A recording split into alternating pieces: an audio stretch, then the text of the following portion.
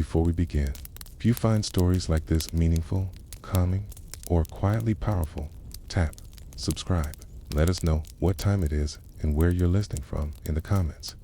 Your presence here helps these forgotten histories find their way back into the light.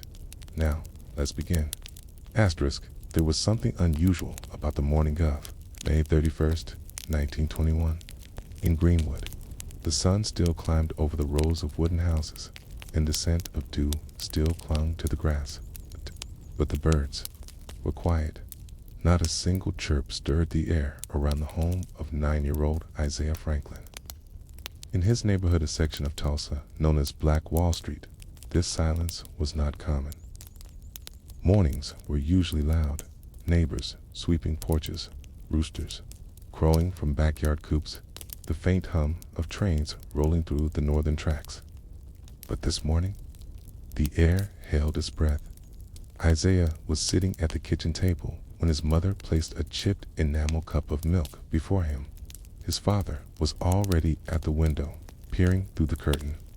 There had been rumors the night before, something about a black man accused of assaulting a white girl downtown.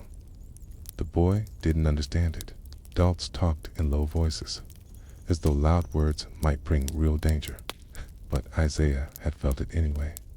The Heavness, Tata, who was 13, had braided his hair in a rush that morning. She didn't speak while she did it. She just pulled and twisted, fingers moving with distracted haste. That was the first sign something was wrong. Della always told stories while she worked about magic doors in trees or women who turned into birds. But this morning, she was quiet too. By mid-morning, Isaiah's father, George, had left the house. "Just going to the Masonic Lodge," he said, but his voice was stiff. He kissed his wife and tousled Isaiah's hair inside. "Son," he said, "don't go chasing stray dogs today." Isaiah wanted to ask what was happening, but even at 9 years old, he'd already learned there were some questions black boys weren't supposed to ask, especially not when grown men had their voices locked in tight boxes. It was nearly noon when the noise began. Not one sound, but a scatter of them. First, a yell from somewhere down Archer Street, then a bang not like thunder, but sharper. Isaiah thought someone had dropped a metal pot. More yelling followed. His mother turned off the stove. She wiped her hands on her apron and said, "Get your shoes on." There was no panic in her voice, not yet, just that same quiet urgency that Della had used with his braids. But her hands were shaking. They leapt through the back door. Smoke was beginning to rise gray ribbons against the blue Oklahoma sky. The church was just 3 blocks away. Morning Hope Baptist. Isaiah's family attended every Sunday, though he mostly just liked the stained glass windows that spilled color across the wooden pews. They weren't heading there to pray. They were heading there to hide. The streets were already transforming. Shops with broken windows, people running in silence, as if they were afraid to scream. A man Isaiah didn't recognize was dragging a carpet sack behind him, coins spilling out every few steps. No one stopped him when they reached the church. The door was already open. Pastor Bell stood in the entryway, waving people in. He didn't have his hat on. Isaiah had never seen the pastor without a hat. Inside, the cool air smelled like floor wax and old hymnals. A few families had gathered, mostly women and children. No one spoke much. Some prayed. Some just stared at the floor. And then came the sound. A roar that felt like it came from beneath the ground, or from inside Isaiah's chest. It shook the stained glass. The adults flinched. Little girl started to cry. "That's a truck," one woman whispered, but Isaiah didn't think so. It sounded bigger than a truck. The pastor pulled a panel behind the pulpit and revealed a narrow staircase. "Go," he said. "Basement." Now, it wasn't really a basement. It's more like a root cellar, damp and smelling of potatoes and chalk. A few oil lamps had been lit. Someone passed around a jug of water. Isaiah sat on a dusty crate while his mother held his hand. There were no windows, just the sound of feet above, running, then boots, then gunshots, and then pause. It was during that pause that Isaiah noticed Della was missing. She hadn't come to the church with them. She had stayed behind to grab the photograph album. Their mother had said she'd come after. She'd promised she would be just behind us. But that was over an hour ago. Isaiah's hand was slick with sweat in his mother's grasp. He looked at her, hoping she'd say something, but her eyes were shut tight, moving silently in prayer. In the corner, another boy was scratching letters into the dirt with a splinter of wood. A name, maybe, or a prayer. Isaiah watched, wondering why his own hands wouldn't move. More gunshots, louder this time, closer, and then glass breaking upstairs. The boy with the wooden splinter dropped it. Someone in the cellar gasped. The pastor raised his hand to calm them, but his own face looked pale and pinched.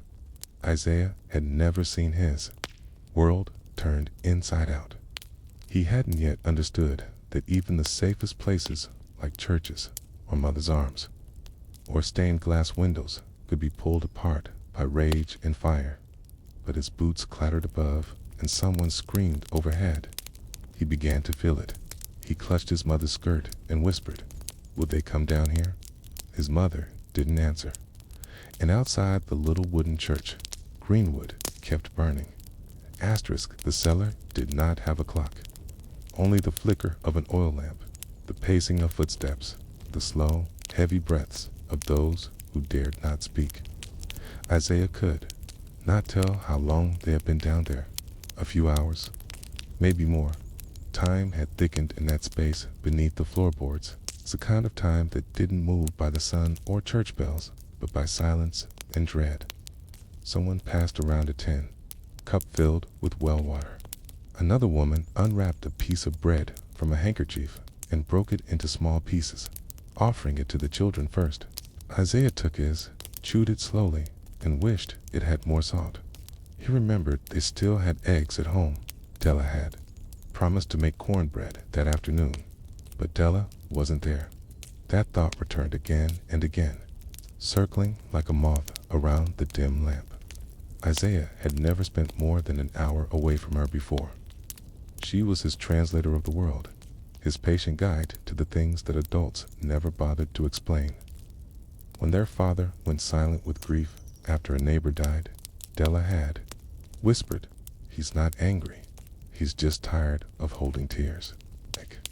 Now, Isaiah didn't know what to call the silence sitting on his mother's face, or the tension in her shoulders, or the way she wouldn't let go of his hand, not even when he shifted or adjusted his seat. Above them, there were voices, sometimes shouting, once laughing. Boots again. Then something worse, the crash of wood being splintered, followed by a sound Isaiah would remember for the rest of his life, a deep, animal-like groan from a man who had seen something too terrible to hold inside.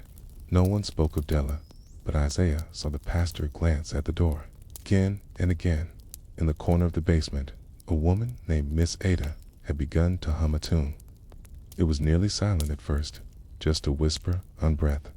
But slowly, the hum grew strong enough for Isaiah to recognize it. "There is a balm in Gilead." Her voice was raw, not beautiful, not polished, but it made the air feel less tight. A few others joined in, humming through parched throats. Not everyone did. Some just stared at the flickering flame.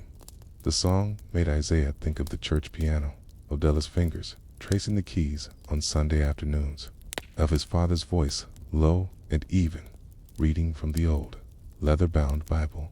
It felt like remembering someone who had already died. Time inched on. Every new footstep overhead made the entire group freeze. At one point, someone opened the trapdoor slightly, just enough for the pastor to peer out. He came back down, pale as paper. "They're going house to house," he whispered. "They're torching them, all of them." A few gasps. One woman sobbed into her apron.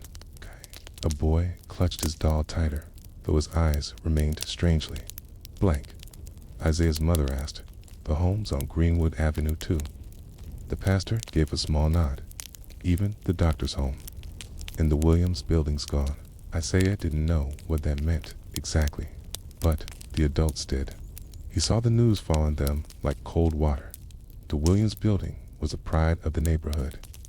Offices, restaurants, barbershops, a symbol of what they had built, burned. Isaiah felt something shift inside his chest. Not grief, not yet. Just a loosening of the ground beneath the things he thought were permanent. The lamp flickered again. The oil was running low. Someone asked, "How will we know when it's over?" No one answered. At some point, the boy who had dropped his wooden splinter earlier began to mutter something over and over. "They'll find us. They'll find us." His sister put her arm around him and whispered into his ear, but he kept repeating it. "They'll find us. They'll find us." Then a sound, loud and sharp. A blast. A gunshot. No one knew. Isaiah grabbed his mother tighter. He tried to listen, but his ears were full of heartbeat. Minutes passed. Then another sound, different kind. Soft creak. The door above them opened. Every breath in the room caught in unison. A voice called out, "Pastor Bell?" The pastor stood. "Yes, it's Deacon Langston." They've moved on toward Standpipe Hill, but everything back here's gone. He didn't finish the sentence. The pastor looked around the cellar. "No one leaves yet.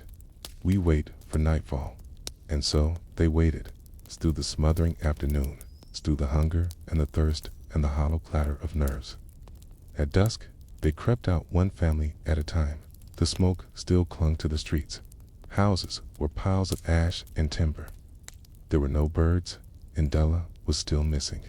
Isaiah looked up and down the street, hoping, praying for a glimpse of her braid, or her shoes, or the green ribbon she sometimes tied at the end of her plaits. He saw none of it, but he did see something else. Two white men with rifles standing near the edge of the road, watching us, not chasing, just watching, as if they were still deciding whether the destruction was enough. Isaiah's mother pulled him close and walked in the opposite direction, and as they walked through the ruins of their neighborhood, Isaiah whispered not to her, not to anyone, but just into the air.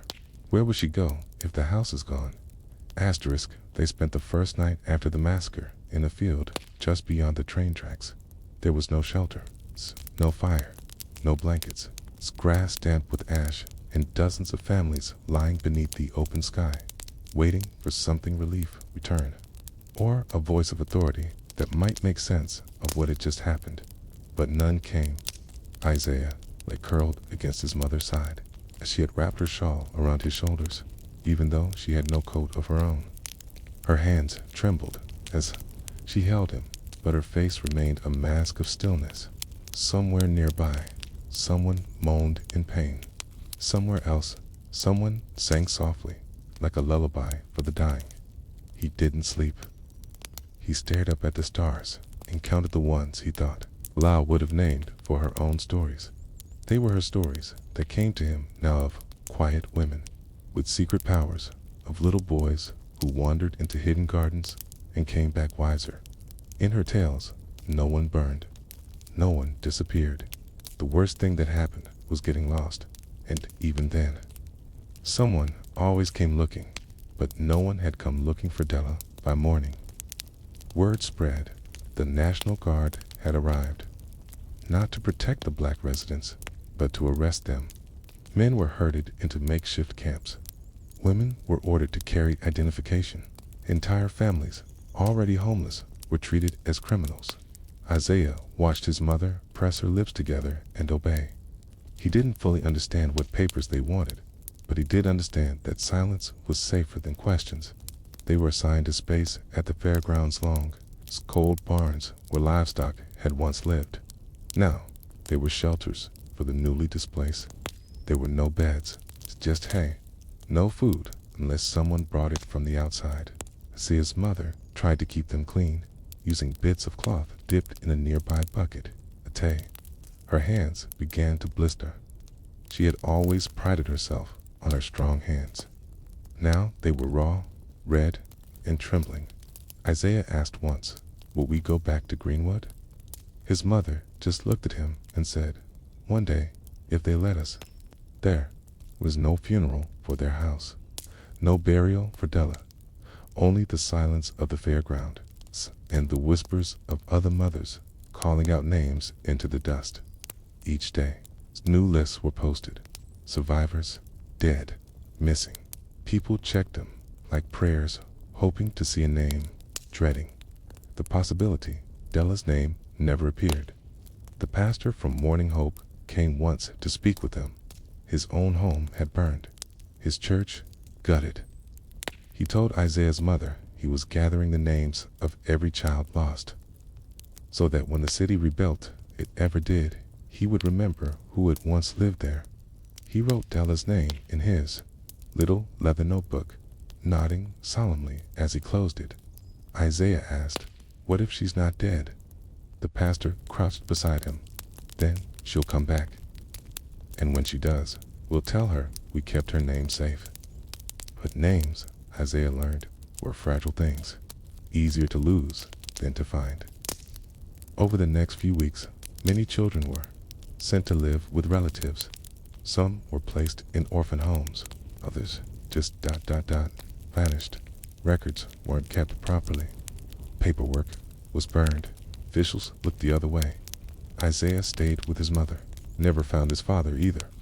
One neighbor claimed he'd seen George Franklin among the group, forced onto trucks and driven toward the stockyards. Another said they saw him dragged behind a building by police, but no one could confirm. 2 months after the massacre, Isaiah and his mother were offered train fare to Muskogee, where distant cousins lived. She accepted. The train was nearly empty. Just a few other black families with silent children and hollow suitcases. As the whistle blew and the cars began to move, Isaiah pressed his face against the window. Greenwood slipped away behind them, already beginning to grow over with weeds. Della's name never left his mouth, but it stayed in his thoughts. In Muskogee, life was quieter, smaller. They moved into a rented room in a boarding house run by an older woman who allowed no nonsense and served rice for every meal. Isaiah was enrolled in a new school, but his mother rarely smiled, and her hands never quite healed. Years passed, and every year, on May 31st, Isaiah lit a candle, sometimes in secret, sometimes in public, if the town allowed it. He grew up. He moved to Chicago, married, had children, never spoke of Tulsa until his own daughter asked. During a school project, "What's the scariest thing that ever happened to you?" He didn't know how to answer. He told her the story in pieces about the church basement, about the silence, about the green ribbon, and when she asked, "Did you ever find your sister?" Isaiah just looked at the candle on the windowsill. Its flame was small, unsteady, like a memory still flickering despite the years. He answered softly, "She's never really left." Decades later, when historians came to document what had happened in Greenwood, they asked survivors to write down what they remembered. Isaiah wrote, "My sister's name was Della Franklin, 13. She had a green ribbon in her braid. She went back for our photograph album. She never came out. But I still see her, sometimes in dreams, in firelight, in the sound of birds returning after silence." And somewhere, in a dusty archive, Della's name now lives not in ash, but on paper. Asterisk, her name was Viola Mae Jackson, in the year she turned 11. She learned how to outrun a rifle. Viola had long legs and the kind of feet that barely touched the ground. She had always been fast. Her grandmother used to say she was born with wind in her bones. On ordinary days, she would race the boys down the dirt paths behind the Dunbar School and beat them all, even if she had to carry her shoes. But the day Greenwood burned, running wasn't a game. It was survival. That morning, Viola had woken to the smell of smoke, not the usual scent from cook stoves or chimney fires, but something sharper. Wood, fabric, paper, and something she didn't recognize. Something acrid. Something human. Her mother was already dressed. Not Sunday clothes, not work clothes. Just her plain blue dress and her thick boots, laced in a hurry. She handed Viola a bundle wrapped in pillowcase cloth. "Don't open it," she said. "Just hold it tight." Viola did as she was told. Streets were chaos. She clutched her bundle and followed her mother through alleys and across backyards. Shops she'd known since birth were gone. Windows smashed, flames licking at the roofs. They moved fast, dodging groups of white men, slipping behind fences, once even hiding in a crawl space beneath a porch for nearly an hour while gunshots rang out too close to guess direction. At some point, Viola's mother spotted a man in uniform and froze. "We can't go that way," she said.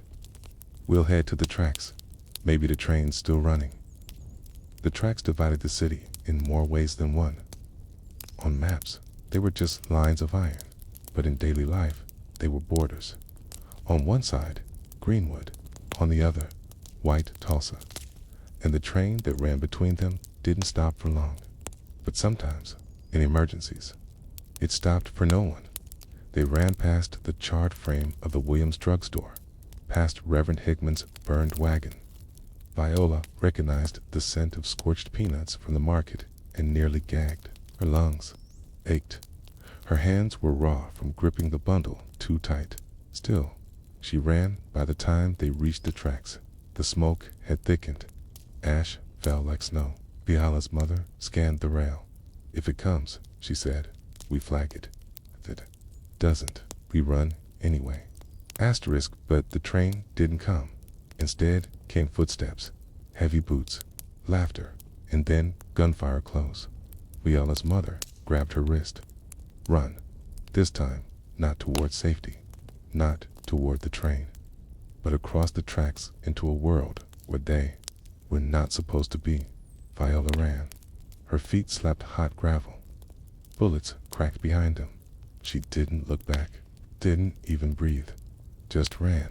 She didn't know what side she was on anymore, just that it wasn't burning yet. They ducked behind a tool shed. Viola's knees gave out. Her mother pressed a hand over her mouth and whispered, "Don't move."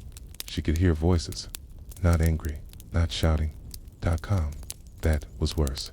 Asterisk, 2 white men stood just beyond the shed. One of them lit a cigarette. The other said something about cleaning up the mess. They laughed. One spit. Viola's heart pounded. Her palms were sticky. She still held the bundle. Minutes passed. Maybe 10, maybe 20.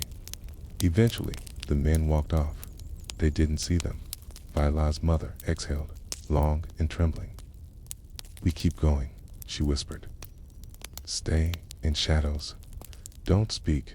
They crept past a row of shops closed, past a street with cars that looked like they hadn't moved in days, past a white woman on a porch who stared without blinking, without offering help. Eventually, they found a back road. Empty, quiet. A man with a mule cart was traveling north, and he stopped when he saw them. Asterisk. "You from Greenwood?" he asked.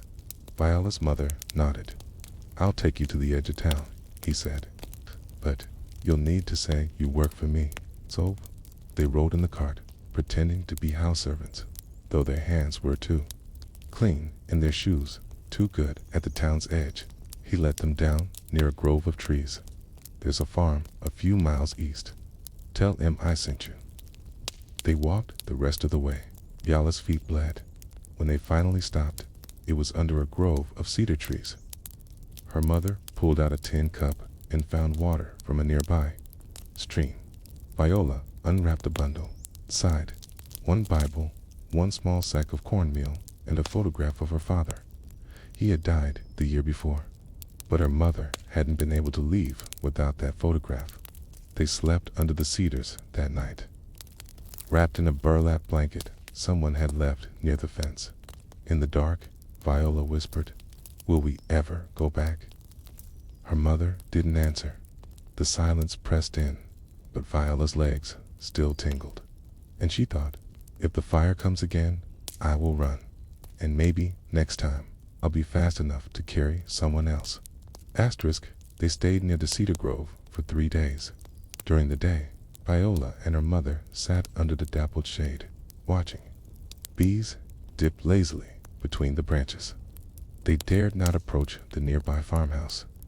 They had heard whispers in Greenwood of people who fled only to be turned away, beaten, or worse. Viola's mother rationed the cornmeal carefully, a paste mixed with water. No salt, no fire to cook it, just a gluey bite to keep their stomachs from folding in. Didn't fill them, but it was something. On the second morning, Viola woke up with a cough. Her throat was raw from the smoke. Her fingers blistered where she had clutched the bundle too tightly. Her mother tore a strip of cloth from the hem of her dress and dipped it into the stream, laying it gently across Viola's forehead. They hadn't spoken of Greenwoods since they arrived. Not of the streets that were gone, not of the train that never came, not of the bodies they might have stepped over without knowing. But in their silence, the memories sat heavy. Each minute stretched out like a lifetime. It was the third day when a man on horseback rode past the grove. He slowed, not quite stopping, but enough to glance toward the trees. He saw them. Viola's mother stood up, tall and proud, though her hands were trembling. We're looking for work, she said, before he could ask. We can cook, clean. I'm good with laundry. She can help. The man didn't speak, just nodded, then gestured toward the hills. 3 miles, McAllister Farm. Tell Emery sent you. Viola's mother nodded. Thank you. When the man was gone, they began walking. 3 miles under the June sun, with cracked feet and empty bellies. Viola didn't complain. She never had. Even before the fire, she was the kind of child who saved her questions until it was safe to ask them. She knew this wasn't safe. McAllister Farm wasn't large, but it was clean. A wide porch, white fence, goats behind wire. The farmer's wife looked them over with a suspicious squint. You run from Tulsa. Her mother said nothing. Viola nodded. The woman studied them a moment longer. We need help with canning and feed bags. I don't care where you came from as long as you work. And so they stayed. Viola was given a cot in the woodshed. Her mother worked in the kitchen. No one asked their names. No one said the word Greenwood. It was as if it had never existed. But every time Viola closed her eyes, she saw fire behind her. Buildings falling like leaves. Men with rifles laughing at nothing. Her mother's face set like stone as they crossed into a city that didn't. One of them days passed, then weeks. Viola helped with chickens, cleaned pots, shelled peas. The farmer's wife never hit her, but never smiled either. Don't linger, she'd say, and don't ask for extras. Still, there were moments of kindness. A warm biscuit left out by accident, a blanket on a cold night. Viola learned to take what was given without question. Her mother grew quieter. She used to hum while she cleaned old songs from the church back home. Now, silence. Every word seemed like something that might draw attention. One evening, while shelling peas on the porch, Viola overheard a conversation between the farmer and a visitor. Wasn't as bad as they say, the man said. A few buildings, maybe trouble started by them. You know how they are. The farmer didn't reply. Viola held a shell too tightly, crushed the pea inside. She wanted to stand up and scream. We didn't start anything. I saw who carried the rifles. I saw who set the flames. But she didn't. She looked down and kept shelling. A few weeks later, a woman came to the farm asking if anyone had seen a girl named Viola Mae Jackson. She was a volunteer from a local church, collecting the names of children who had been displaced. Someone in Muskogee had passed along their name. Viola stood frozen behind the barn as her mother spoke to the woman. Quiet, careful words. The woman had a kind face and carried a ledger. She wore a blue hat and used words like record keeping and resettlement. Her mother declined the offer to relocate. "We're safe here," she said. "Right, for now." But before the woman left, Viola stepped forward. "Will you write my name down anyway?" she asked. The woman nodded, smiled. Of course. And with a fountain pen, she wrote, Viola Mae Jackson, age 11. Last seen, May 31st, 1921, Tulsa. She tore off a small piece of paper and handed it to Viola. "Keep this," she said. "It's not much, but it's proof you were here." It was the first time Viola had seen her name in ink since the fire. She folded the paper and tucked it to the photograph bundle. Her father's image, the cornmeal stain, and now her name. Later that night, she whispered to her mother, "If we don't go back, will people forget we were ever there?" Her mother didn't answer, just brushed Viola's hair with slow fingers. That night, Viola dreamed she was running again. But this time, no one was chasing her. She ran through fields, past houses, across tracks. And somewhere, far ahead, someone was waiting. Someone with her name in their hand. Asterisk, in late August of that year. The McAllister farm hosted a harvest picnic. It was a local tradition. Churchgoers and landowners from the surrounding counties came with potato salad, fried pies, and stories about weather and corn. Viola had never seen so many white people in one place. She stayed near the edge of the yard, where the tables ended and the grass turned to dust. She wore a borrowed dress, one size too big. Her mother had pressed it carefully, smoothing out the creases with a worn pan because there was no iron. Viola's hair was braided neatly, tied with a string the color of old butter. She helped refill lemonade jars and handed out forks wrapped in napkins. Most of the guests didn't notice her. Those who did spoke in short, polite sentences. No one asked her name. No one asked where she had come from or what she had seen. That part of the summer had already been buried. During the picnic, a group of boys about her age ran past her, laughing, chasing a hoop made of wire. One of them called back, "You be the red devil this time." Viola didn't understand the game. She only watched, quietly, as they disappeared toward the barn. Later, the old man with a walking cane sat beside her while she peeled apples for the pie table. "You're not from around here, are you?" She shook her head. He tapped his cane against the porch rail. "You know, back when I was a boy, we used to take the train up to Tulsa, go see the sights. That place, Greenwood, they had a shoeshine parlor where the leather smelled better than anything I've ever eaten." He chuckled. "Guess that's gone now." Viola kept peeling. A piece of skin fell to the porch floor. "You ever been to Greenwood?" he asked, as if he didn't already know. She nodded once. He studied her a moment, then said nothing more. But she didn't forget that conversation. She carried it in her mind like a photograph. A blurry one, yes, but proof that someone else had seen the same streets, the same corners, the same now missing places. At night, she began writing down what she remembered on scraps of paper, torn from feed bags and old hymn books. She wrote the names of the shops: Simmons Hardware, Little Africa Calf, the Dreamland Theater. She wrote the names of neighbors: Miss Thelma, who sang in the choir; Mr. Elmore, who sold penny candy; the barber, with the lopsided mustache. She wrote down smells: lard in the frying pan, fresh cut hair, gardenias from her mother's window box. She even drew maps: her school, the house with the red door, the alley where the cats slept in piles. She hid the papers in a box beneath the wood shed floor. She did not tell her mother. One afternoon in September, the farmer's wife brought news.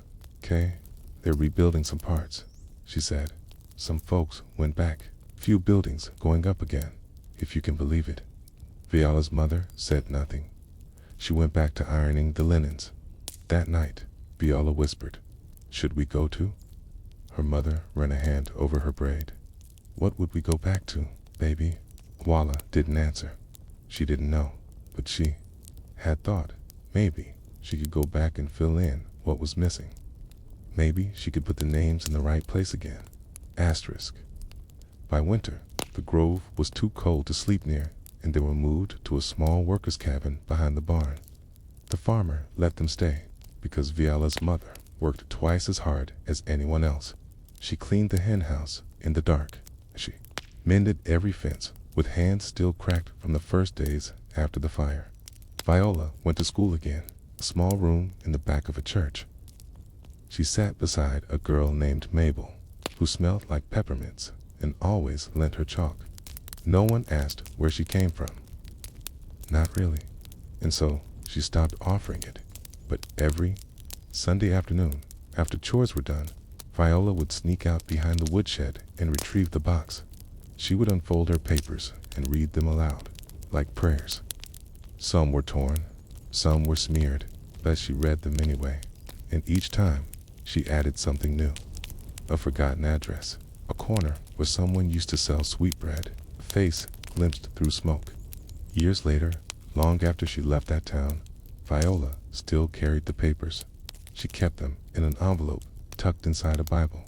When her daughter asked her one day what was Greenwood, she pulled out the envelope and laid the scraps on the table. This, she said, was a place that people wanted you to forget, but I didn't. Her daughter picked up a torn piece.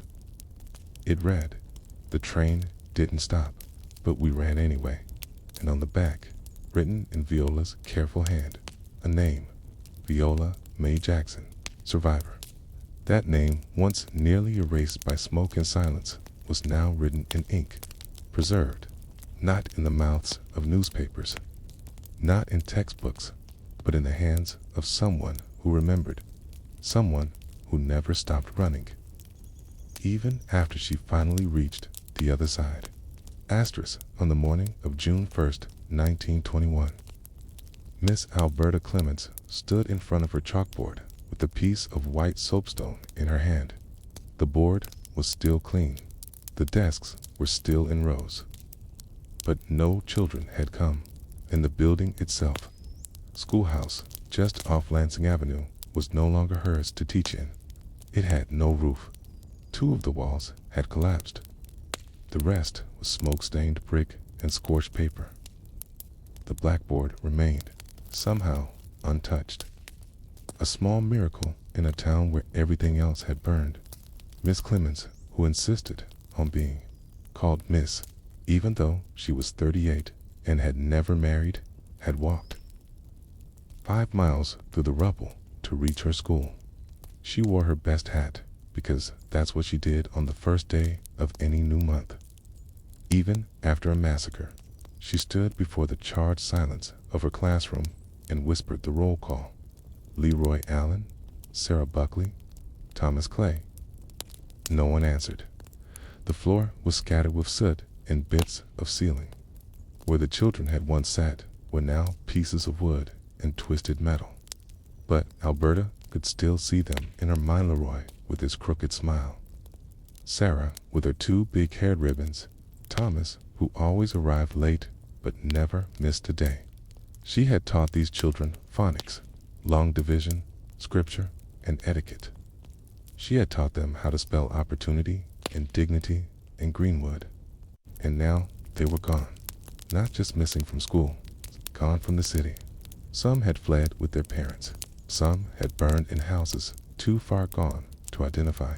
Some, she knew in her bones, had simply vanished into the cracks that history leaves 4 black children to fall through. She began to write on the blackboard. One name, then another, then another. By the time she reached 27, her hand was trembling. Each name she wrote was one she had not seen since the fires. Not one of them had shown up at the Red Cross tents.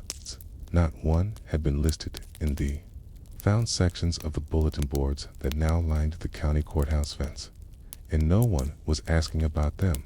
Alberta had lived in Tulsa for 8 years. She came from a family of readers. Her mother, a laundress who recited poetry. Her father, a pastor who believed literacy was the first step to freedom. She had been a school teacher in Arkansas before moving to Oklahoma, drawn by the rumors of Greenwood's brilliance. They called it the Negro Wall Street. But to her, it was something more. It was the first place she had seen black children walk into a school with pride, knowing it was theirs. That pride had been erased in one night. Now she stood before a building that had once held laughter and poems and pencil shavings and hymns, and the only sound was wind brushing over the rubble. Behind her, someone coughed. She turned. It was Mr. Merriweather, the postman, or he had been before the office was looted. He carried a cane and a wound on his neck he didn't talk about. "You're here early," he said. "I never left," she replied. He stepped into what remained of the entryway and looked at the board. "You're writing them all down?" "I'm trying," she said. "The ones I haven't found." He took off his hat. "You going to mark the dead too?" "I see," shook her head. "Only the missing, the dead. The city will count those, eventually. But the missing?" She paused. "We don't leave room for them. Not in records, not in books. But they were here. I need to prove they were here." Mr. Merriweather nodded, slow and tired. "Want me to ask around?" I might have seen the Allen boy near Red Fork. She smiled for the first time that morning. "Please." He left, and Alberta kept writing. By midday, the sun was high, and her legs were shaking. She sat on the stoop, pulling her notebook from her coat pocket. Inside were the last full attendance records before the massacre. 52 names, 52 lives. She flipped through, cross-referencing her memory with the notes. She knew that not all would return, but she would not let them be erased by silence. That afternoon, a young boy arrived with his grandmother. His name was Percy. His eyes were red from ash, his voice barely audible. "Is this where school used to be?" he asked. Alberta smiled gently. "Yes, he used to sit over there." He pointed to the far wall, next to Mabel. "And where's Mabel now?" He shrugged. "Mama said she went to Kansas with Aunt Clara." Alberta wrote it down. By evening, she had 38 names on the board. 19 confirmed alive, 11 missing, 8 uncertain. The chalk began to snap from pressure. "Still," she wrote, "at some point, someone brought her a sandwich. She didn't know who.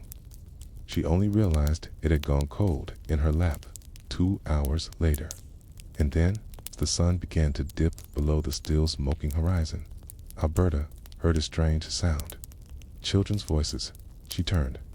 4 children were walking down the street, 2 barefoot, one holding a broken parasol. One of them waved. "Teacher," he shouted. "Are we having school today?" Was not a joke, was hope. She stood, wiped her hands on her skirt, and said, "Not yet, but soon." And then she asked, "Do you remember where you sat?" He pointed. Kay named classmates. Alberta pulled her notebook close, opened to a blank page, and began again. New names, 2 seating chart, and though she knew some desks would always remain empty, she also knew this. A black teacher in Greenwood did not let children vanish without remembrance. That night, before leaving the ruined classroom, she erased the board, carefully, gently, like a ritual.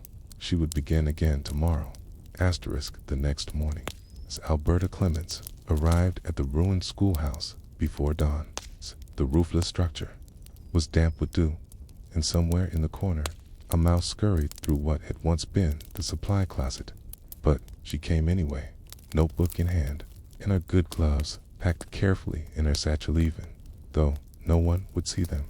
She brought a broom, not for vanity, for record keeping. She swept the ash from between the rows of scorched flooring, mapping with each pass where the desks had once stood. 46 in total. She counted the holes where the bolts had anchored them into place. Each square of space was a child, when she had cleaned enough of the ground to see the grid. She sat down on the edge of what used to be the teacher's platform and opened her ledger. It was time to build a new attendance map. By mid-morning, 2 more children had arrived. Naomi Jefferson, aged 8, and a younger brother, Wesley. They were living with their aunt in a boarding house near Cincinnati Avenue. sleeping 3 to a bed. Their home on Elgin Street had burned. Hey, their father hadn't been seen since the fire. I used to sit by the window, Tommy said softly. Alberta made a small X in the margin of her map. Then that's where you'll sit again. She didn't mention there were no windows left, just open sky and scorched beams. Naomi didn't seem to mind. Throughout the day, more came.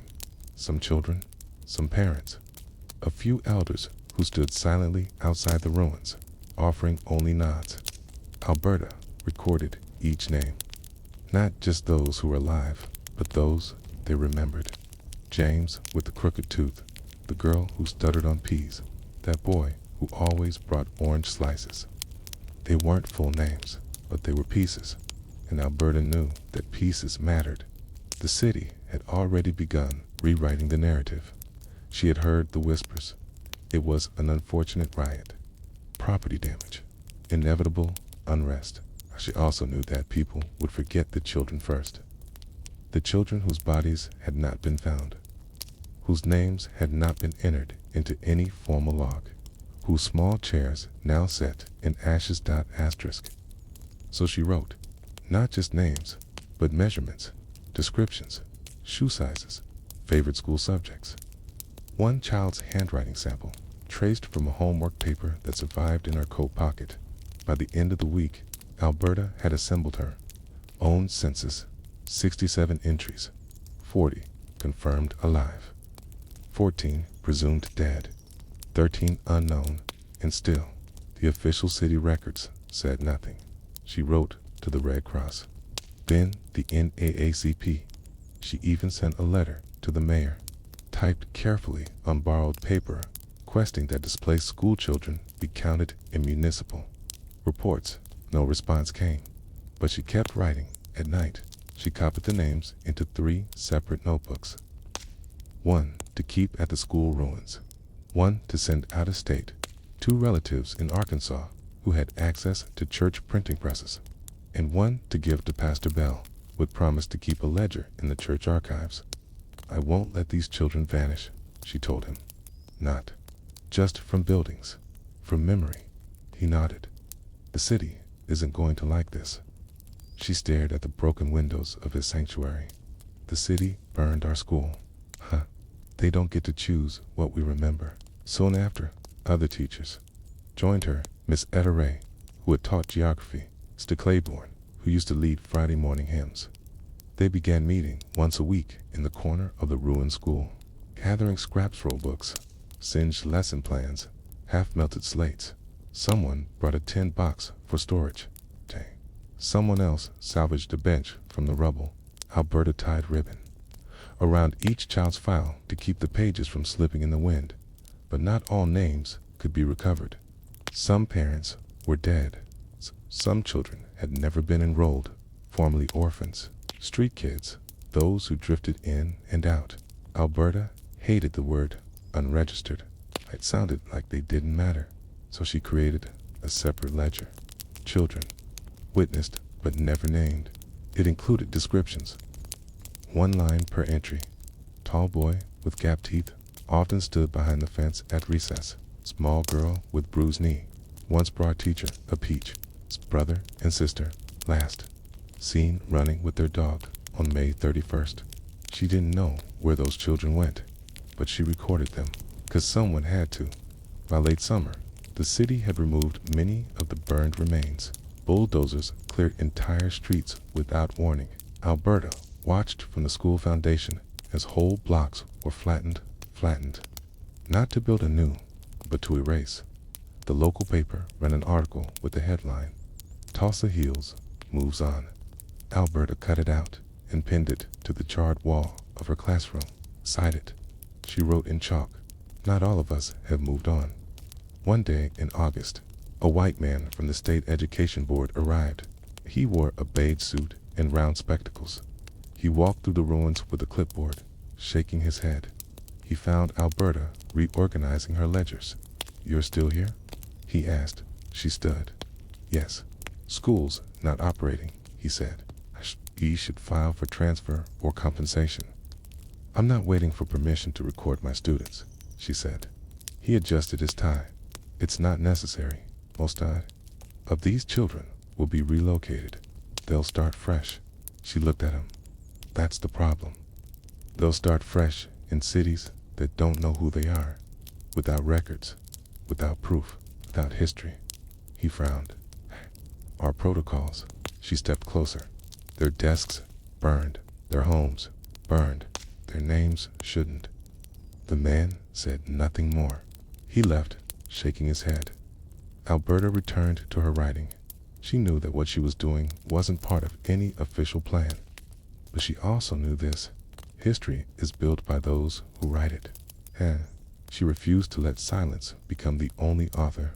That evening, she found Naomi, again this time with a hand-drawn picture of her. Family's old garden.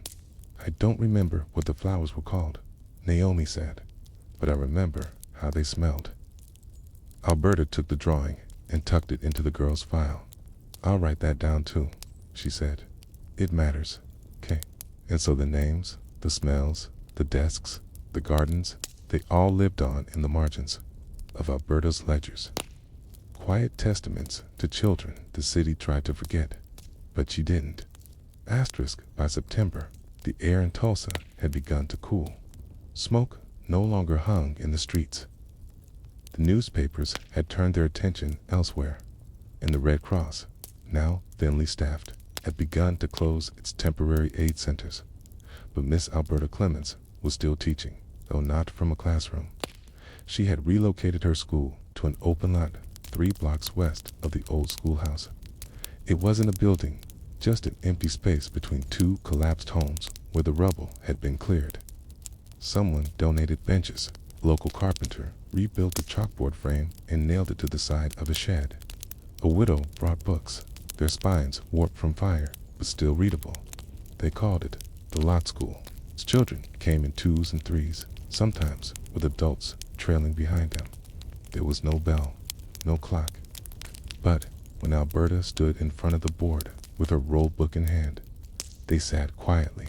She began each day the same, reading the names of every missing child, not as ghosts, but as reminders. This morning, she would say, we begin with the ones we haven't found, okay? And then she'd speak them one by one. Afterward, the children would bow their heads, not in prayer, but in memory. Some neighbors said she was wasting her time. Others said she was keeping wounds open that needed to close. But the children, they kept coming.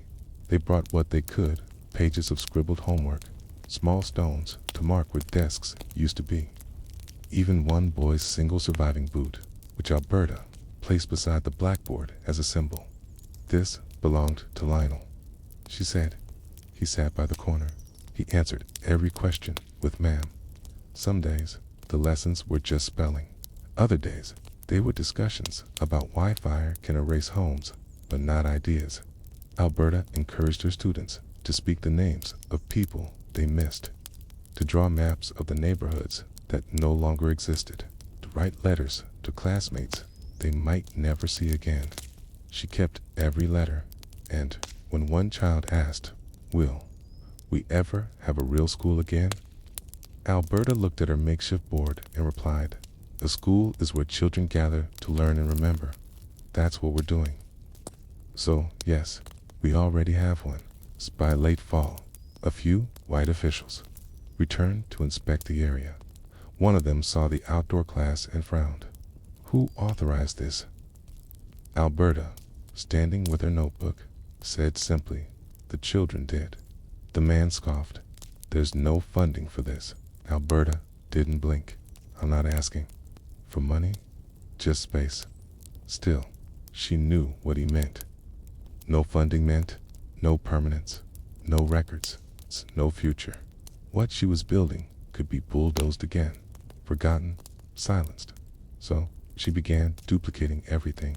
She sent a copy of her ledgers to churches in Oklahoma City, another to a cousin in Chicago who promised to keep it in a fireproof box. Third, she buried beneath the old foundation of a ruined classroom, wrapped in oilcloth, sealed in a tin biscuit box. "If they erase us again," she said aloud as she knelt, They'll have to dig deeper this time. Winter came early, and with it, fewer children. Some had relocated. Others fell ill in the makeshift housing. But Alberta didn't close the lot school. She taught the last few huddled in coats, gloves, missing fingers, pencils worn to stubs. She read poetry. She recited spelling lists. She taught the preamble to the Constitution and how to subtract fractions even when your hands were too cold to hold chalk. And always, if you read the names. In early December, she fell ill. A cold that became fever. Fever that became something more. Neighbors brought her broth. A nurse visited once, then twice. Alberta refused to go to the hospital. They've got enough to forget already, she said. I won't be one more number on their chart. She recovered, slowly. And when she could walk again, she returned to the lot. Only 3 students came that day, but she taught them anyway. One of them asked, "What's the most important thing you ever taught?" Alberta looked at the sky, then at the notebook in her hands. Q said that your names matter. That spring, the city announced it would build a new school, smaller, fewer classrooms, less funding. They offered Alberta a position at another site, far from Greenwood. She declined. Instead, she turned her lot over to the local church, who promised to maintain the memory. They held a dedication, in honor of the children who sat at vanished desks. She never stopped teaching, even after she retired. She volunteered at reading circles, organized donation drives for books, taught adults to write their names in cursive when they could no longer remember how. When she died at 71, she left behind 5 ledgers, 1 tin box, and a small gravestone that read, Alberta Clements, teacher. She wrote the names the city forgot. Decades later, when historians tried to recreate the full picture of Greenwood's lost children, they began with her lists, because while flames can erase buildings, newspapers can rewrite headlines. Chalk reading with enough purpose can survive in memory, even when the desk is gone. Asterisk. Her braids had always been tight. Little Esther Brown sat still every night while her mother twisted them with gentle hands and a soft comb, dipping the ends in water to tame the curl. They were tied with pale blue ribbon. Her mother's fingers worked patiently, never tugging too hard, always humming the same old hymn. I shall not be moved, ... But after the fire, the ribbons were gone. The braids had loosened, and ash gray, weightless, invited, had settled between the strands. Esther was 6 years old the morning after the massacre. She did not understand why her bed was missing, or why they were sleeping in a church basement crowded with strangers. She did not understand why her mother's hands had stopped humming, or why no one dared to light a lamp at night. The little wooden church had once been a place of warmth, of Sunday sermons and lemon cookies and hymnals with pages torn at the corners. Now it was silent, still, full of smoke-stained families with blankets over their shoulders and eyes that didn't blink.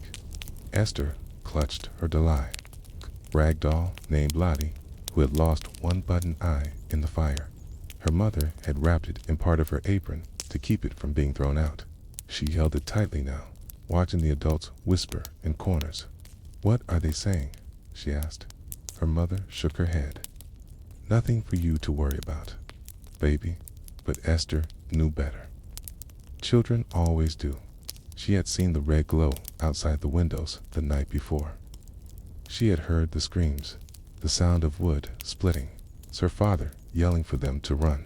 She had run, her bare feet slapping the dirt, her doll tucked beneath her arm like a loaf of bread. They had not found him since, and no one had explained why. In the basement, someone gave her a biscuit, hard and dry, but she ate it. Someone else gave her a handkerchief to use as a scarf, and it smelled faintly of soap and old sweat. She wore it proudly. Every morning, she asked, "Can we go home now?" Every morning, her mother answered, "Not yet." But what Esther did not say aloud was that she could no longer remember where home was. The roads all looked different now. Trees that once shaded the sidewalks had been singed, fences torn down, street signs blackened or gone. And the people, so many people, looked smaller. Even the tall ones. Even the ones who used to nod as they passed her on the way to the grocer's. They were hunched now, holding bags they didn't carry before, speaking in voices barely above breath. One day, Esther wandered outside while the sun was still rising. Her mother had fallen asleep, sitting upright against the wall, one hand still on Esther's ankle, like she was afraid she might float away. Esther walked to where the church steps used to be. Now, just a splintered edge of stone. She sat and looked at the street. Nothing moved. And then, from behind a wall, a dog limped into view. She recognized it, Mr. Sanders' old hound, the one who used to bark at wagons and beg for scraps outside the butcher shop. It looked at her, then lay down in the middle of the road. She whispered, "Even the dogs are tired." Behind her, someone coughed. She turned to see an old woman with a shawl pulled tight around her face. "You shouldn't be out alone, little one." "I was just sitting," Esther said.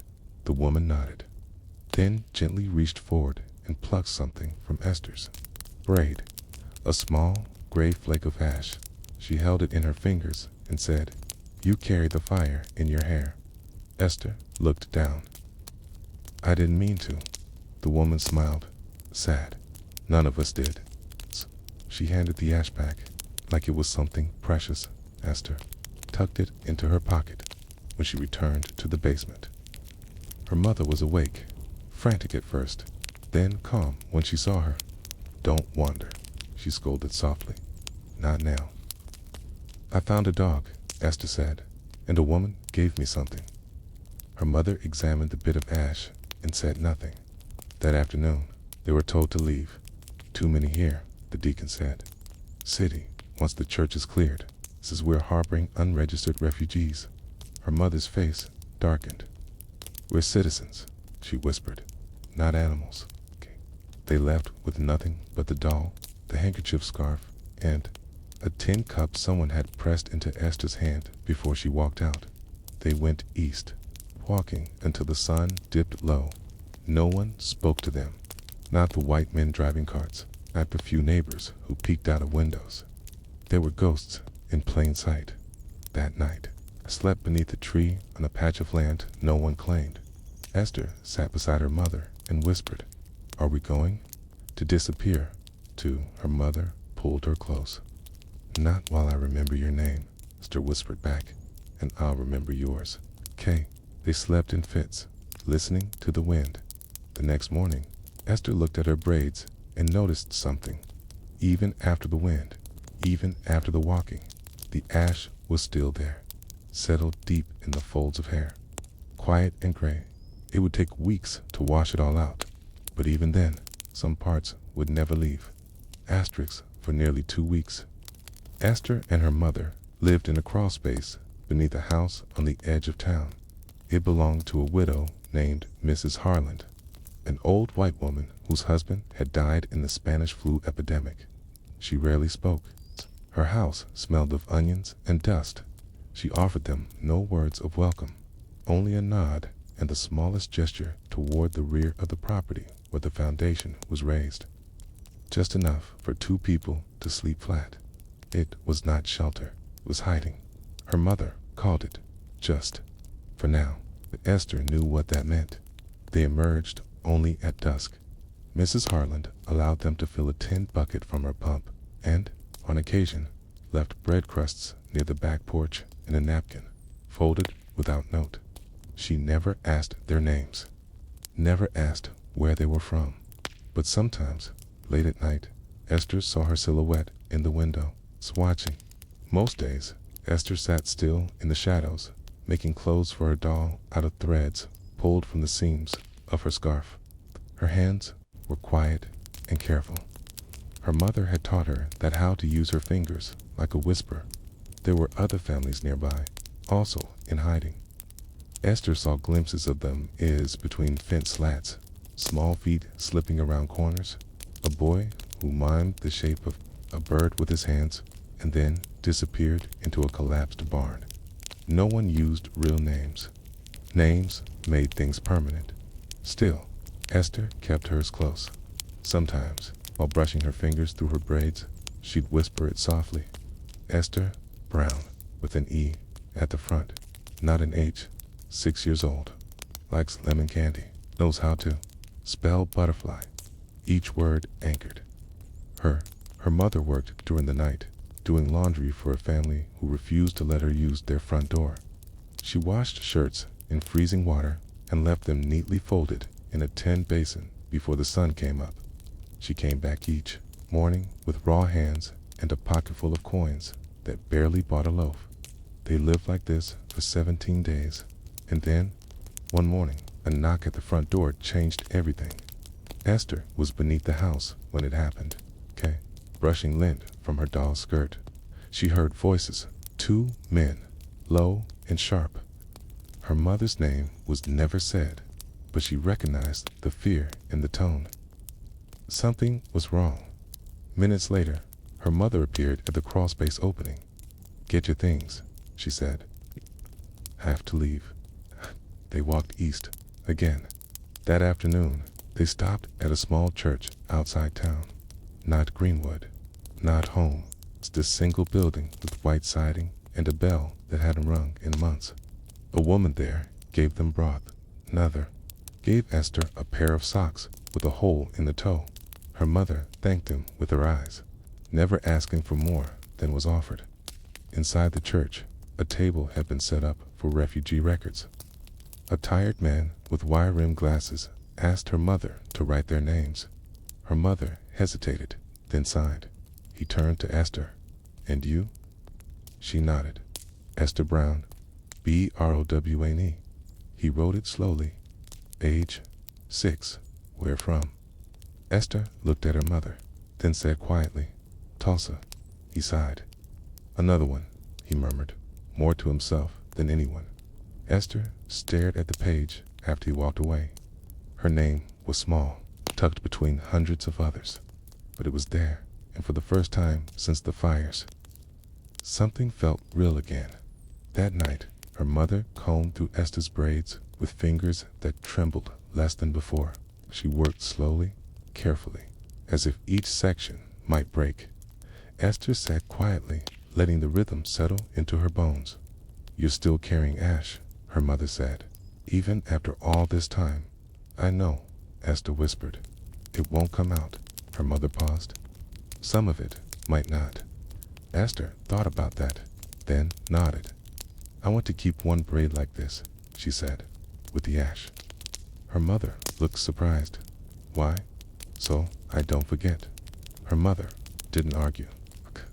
She finished the last braid and tied it with a ribbon someone had given them from the church donation box. It was red, not blue, but Esther didn't mind. From that day on, she wore the braid on the left side with its traces of ash still clinging. Children asked about it sometimes. Grown-ups looked away. But she never explained. She didn't need to. Years later, long after, Greenwood had been rebuilt and forgotten again. Long after headlines stopped mentioning the fire, Esther still kept a braid. She became a teacher, then a writer. Her first published book was titled Ash in Her Hair. It was about memory and children, and the parts of history people tried to brush out but can't. She kept a doll, Lottie, one button eye, threadbare arms, and when people asked her why she never cut her hair short, she'd smile and say, "There's still one braid I'm not done remembering." Esther never returned to Greenwood as a child. The neighborhood her mother once called her place in the world had become a charred outline on maps, a name spoken with discomfort by white city officials and barely whispered at all by the families who had fled. But memory doesn't need permission, and Esther remembered everything. She remembered the grocer who saved the best peaches for children with good manners, the porch with a rocking chair that creaked at just the right time each afternoon, the smell of ironing starch and frying onions and tobacco smoke. Mixed into the evening air, she remembered the alley where the girls traced hopscotch, grids, and chalk, and she remembered the church basement, the sound of her mother's breath while they hid, the way her doll's cotton body had warmed in her arms during those long, unspoken nights. Most of all, she remembered her name being written down by someone who might forget it. But didn't that change her by age 12? She had decided she would never let someone else be the only one keeping track. So she kept notebooks, little ledgers of faces and voices and places lost. She wrote everything, not just the facts, but the feelings, the small, forgettable things, what her mother's apron had smelled like after washing, what it sounded like when the ash fell on the windowsill, what her braid felt like when she woke up and it had hardened from smoke. Her teachers noticed by high school. She was writing speeches and reading them aloud to community groups, quietly at first.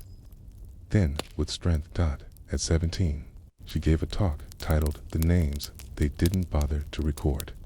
It was about the displaced children of Greenwood. She spoke softly, but people listened. One woman wept. A man in the back stood for a full minute when it ended, when she graduated. She wore a dress her mother had sewn from donated cloth. It was cream-colored with hand-stitched hemwork, but it was the red ribbon in her left braid that people remembered. She wore it proudly. It wasn't the original. That one had worn thin and frayed, but she had saved it, folded neatly in a small envelope tucked into her drawer. She kept wearing the new ribbon as a symbol. In her 20s, she studied education. She worked at a settlement house in Kansas City, teaching reading to children who had never owned a book. She made them say their names out loud every morning. Say your name like no one can ever take it from you. She'd tell them, and they did. Some of them had names from places she'd only read about. Names no one ever got right. But she learned them, practiced them, wrote each one carefully into her register with the same reverence she had once begged the church worker to show her. Later, she began collecting oral histories. It started with a single recording, her mother sitting in a rocking chair, counting what it had felt like to hear gunfire echo through a peaceful street. Her voice was quiet. Strong. Esther called the project Braids of Memory. She recorded elders across Oklahoma asking simple questions. Where were you that day? What did you see? What did your children say when the sky turned red? Each interview was stored on reel-to-reel tapes, kept in a box, marked simply, "Still here." She lobbied for their preservation. At first, no one listened, but when she turned 50, the Tulsa Tribune ran a small article titled, "Woman Collects Forgotten Voices of Greenwood." A journalist had stumbled upon one of her speeches. Soon, universities reached out, archival centers, libraries. They asked for the tapes. She agreed on one condition: you must include the names of the children who never came back. She sent them a list, not just of deaths, but of unknowns, children whose desks were never claimed, children who ran with dolls and never made it to the church basement, children with names written once, then buried in soot. She insisted they not be labeled deceased unless proven. They were, she said, carried by memory, by stories, by the living. When asked once why she never returned to Greenwood to live, she replied, "I go there all the time. Every time I say a name." Before her death, she donated her archive to a public museum, along with a note: "If you're reading this, promise me something. Say their names. Say them slowly. Say them like you're holding them in your hand." She passed quietly at the age of 80-2.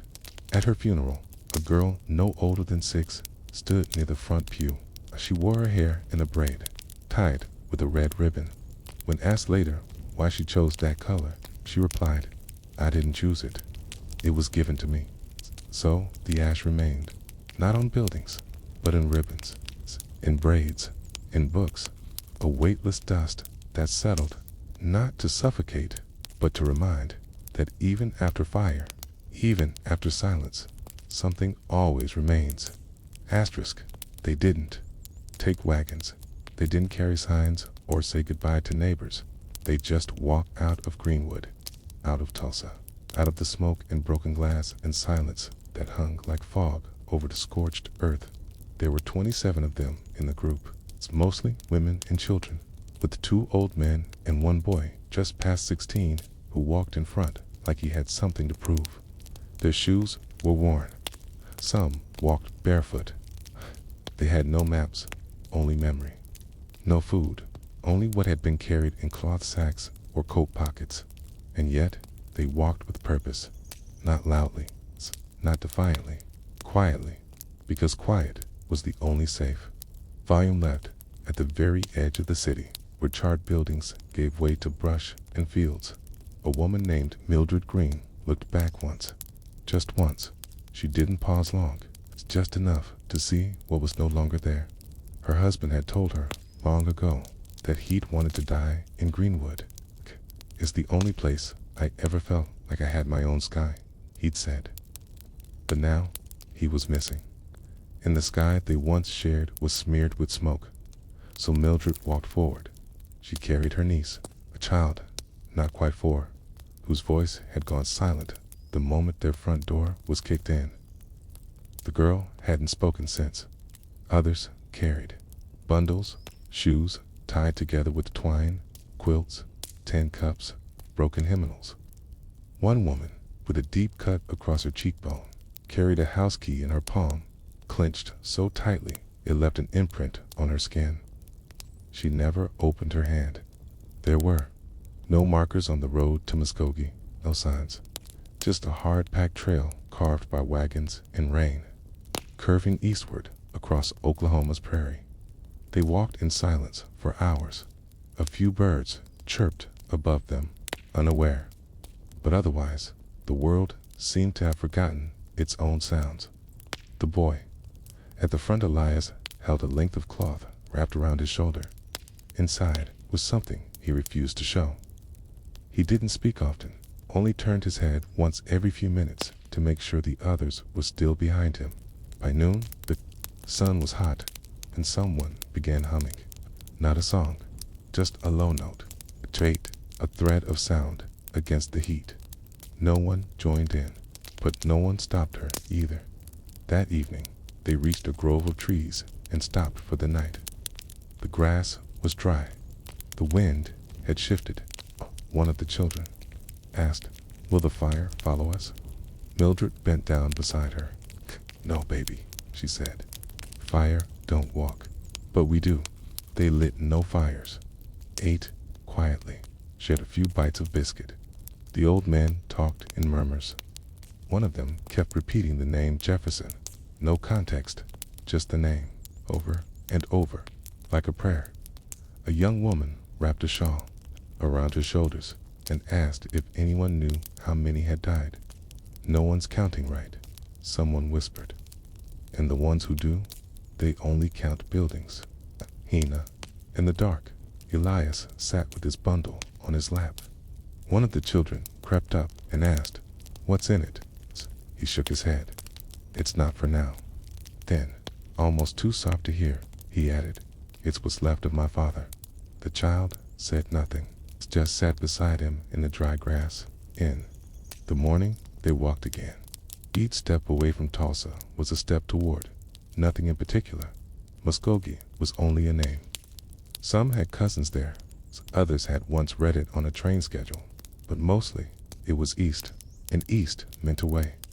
They passed fields burned by the sun, crossed a narrow stream where they drank with cupped hands.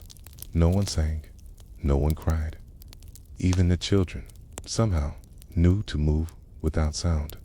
Mildred remembered stories her grandmother used to tell about the Trail of Tears, about people walking silently in long lines, watched by those who did nothing to help.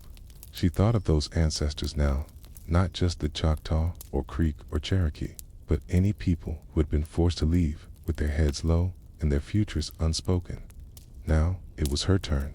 Asterisk on the third day. They saw another group, 5 people moving in the opposite direction. White men with rifles slung over their backs. One of them raised a hand, but didn't stop.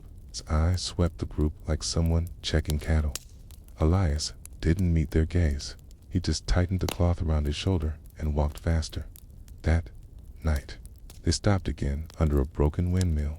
Someone told a story about the old days, about a woman in Greenwood who could read palms, and said once that tragedy came like a door with no knob. Only the people inside could hear the lock. No one laughed. Asterisk, but Mildred thought about the story.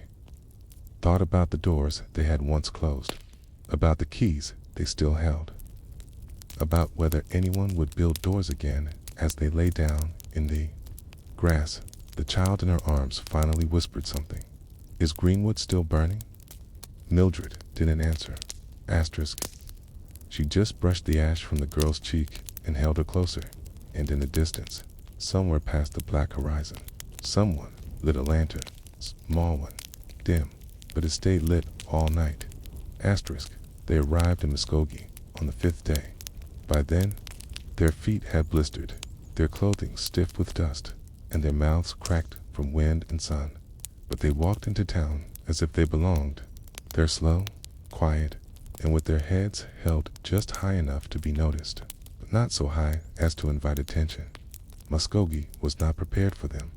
There had been whispers, of course, stories, filtering through telegraph lines and word of mouth. Something happened in Tulsa, people said, kind of riot. But the stories always changed shape in the retelling. Fires became scuffles, massacre became unrest. And by the time Mildred and the others crossed the county line, most locals had decided that whatever had happened, it was probably overblown. But then the survivors appeared on foot, sunburned, hungry, ash still clinging to hair and clothes. They did not look like people who had escaped a misunderstanding. They looked like people who had lost the center of their world, the first woman. To acknowledge them was Miss Edna Joyner, a widow who ran a dry goods shop near the train station. She stepped outside when she saw the group and didn't say a word at first. Just stood, wiping her hands on her apron. Then she called into the shop, "Louis, go get the church deacon. Now." Soon others gathered, some to offer water, others just to stare. Children peered from windows. A few white men leaned against posts with folded arms, watching. Elias shifted his bundle from one shoulder to the other, eyes steady, lips silent. The deacon came, then the pastor, then the sheriff, and then came the questions. Where did you come from? How many of you are there? What do you hear? For no one had an answer that satisfied. We're just trying to rest. Mildred finally said, "That's all." Some in town wanted to help. The church opened its basement. A few women brought bread, jars of jam, a blanket or two. A farmer offered spare eggs. But most offers came with eyes that didn't quite look at them. It's the kind of help that keeps one hand on the door handle, just in case. The sheriff tried to be diplomatic. "You'll have to register at City Hall," he said. "We've got to keep account of newcomers." Elias stepped forward. "Do they register white people who show up by train?" he asked.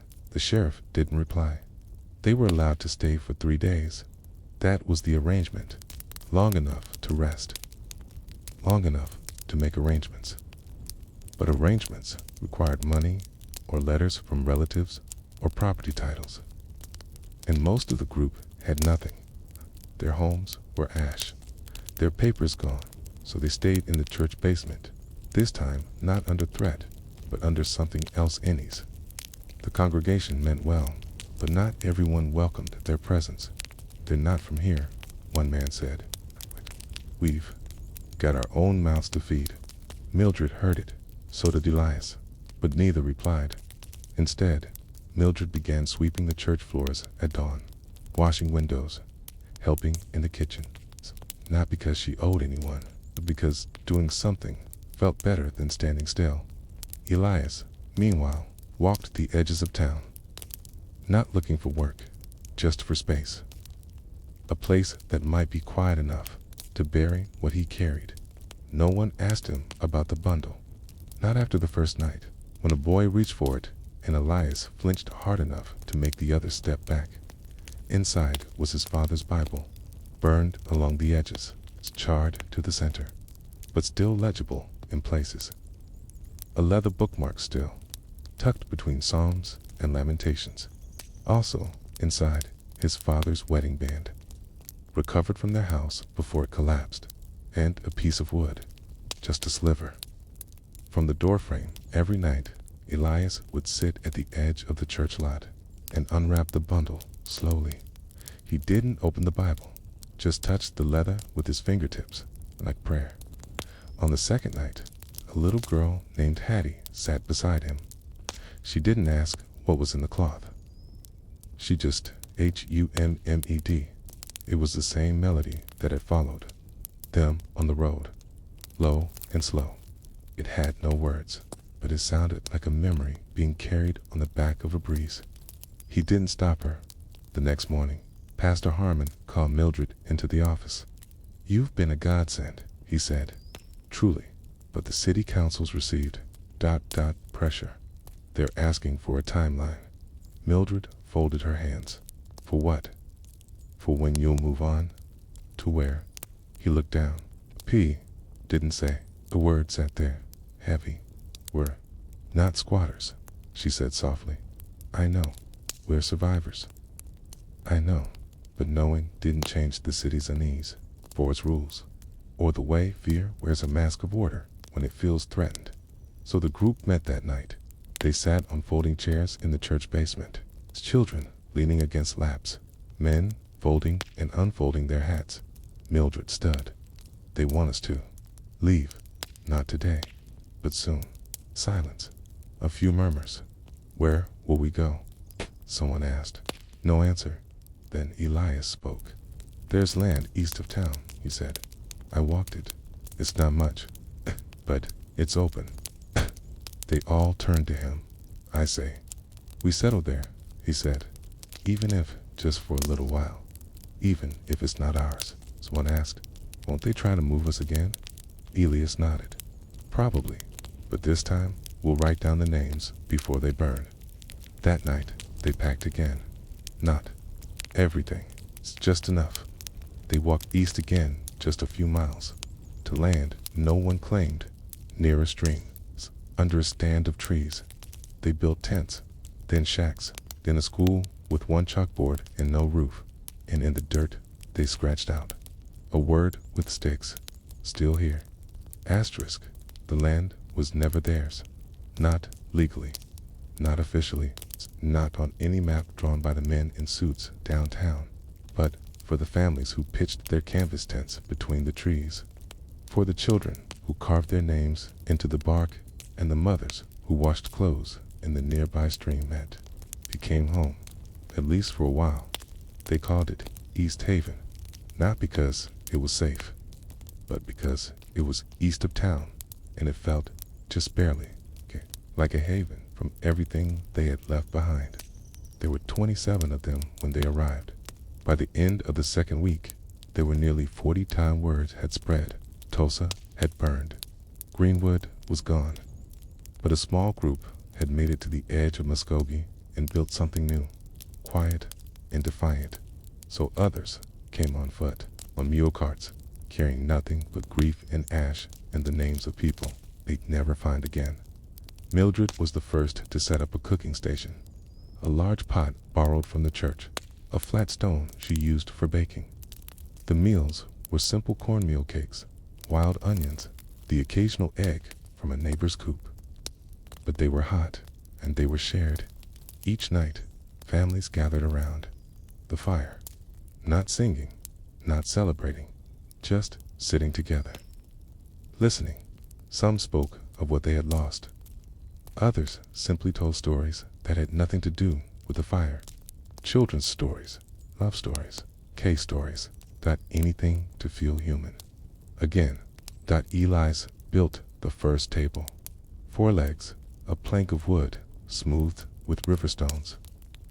On it, he placed his father's Bible. He still didn't open it. But everyone knew what it was. They began placing things beside it. A ribbon, a name scratched into bark, a broken teacup, a photograph with edges singed, a memory altar, someone called it, not for worship, for recording. We remember what they won't, Elias said. They didn't have paper, so they used what they had.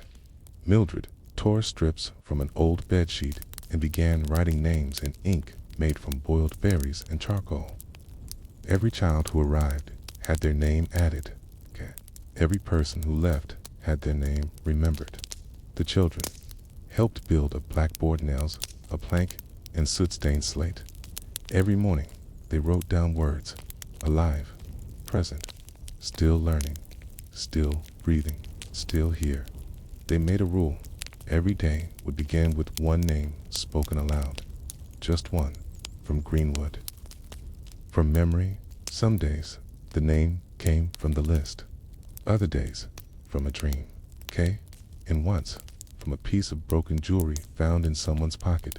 They said it slowly, carefully, like it could be the last time. Not everyone in Muskogee supported East Haven. There were rumors. A shantytown. Some called it a risk, a problem, a reminder. But others helped in quiet ways. An older couple dropped off blankets at the edge of the camp. Teacher from the colored school brought pencils. A woman named Miss Bell donated a hymnal and didn't ask for it back. They never wrote their names down, but their kindness stayed. One evening, a man from the county rode in with a ledger. "I'm here to take census," he said. Mildred stepped forward. "We've already taken our own." He frowned. "It's not official unless it's recorded by the city." Elia stood. "We're not waiting for permission to exist." The man didn't argue, just recorded what he could, though half the names were spelled wrong, and some were marked transient when they weren't. Still, the people of East Haven kept their own records, hidden under a floorboard in the school tent, tied in bundles, wrapped in cloth. Years passed. Some families stayed. Some moved on. Children grew. New ones were born. They built sturdier, home-sawed walls, tin roofs. They planted vegetables. They made soap. They prayed, and every May 31st, they lit lanterns. Not candles, not fireworks. Just lanterns, one for each name they could still remember. Elias finally opened the Bible one night after the 5th year. The pages were delicate, brittle, but the words were still there. He read them aloud under the stars. "They shall be mine, saith the Lord of hosts, in that day when I make up my jewels." He paused, then added, "Even the ones they forgot to count." When Mildred passed, they buried her beneath the tallest tree, wrapped in her shawl, her name stitched carefully into a piece of cloth placed beneath her hands. Elias carved into the tree above her. Mildred Green, she cooked when no one knew how. To speak, she remembered when no one else would. Decades later, East Haven was gone, folded into the sprawl of the city, paved over, forgotten. But in a museum storage room in Oklahoma, a box still exists.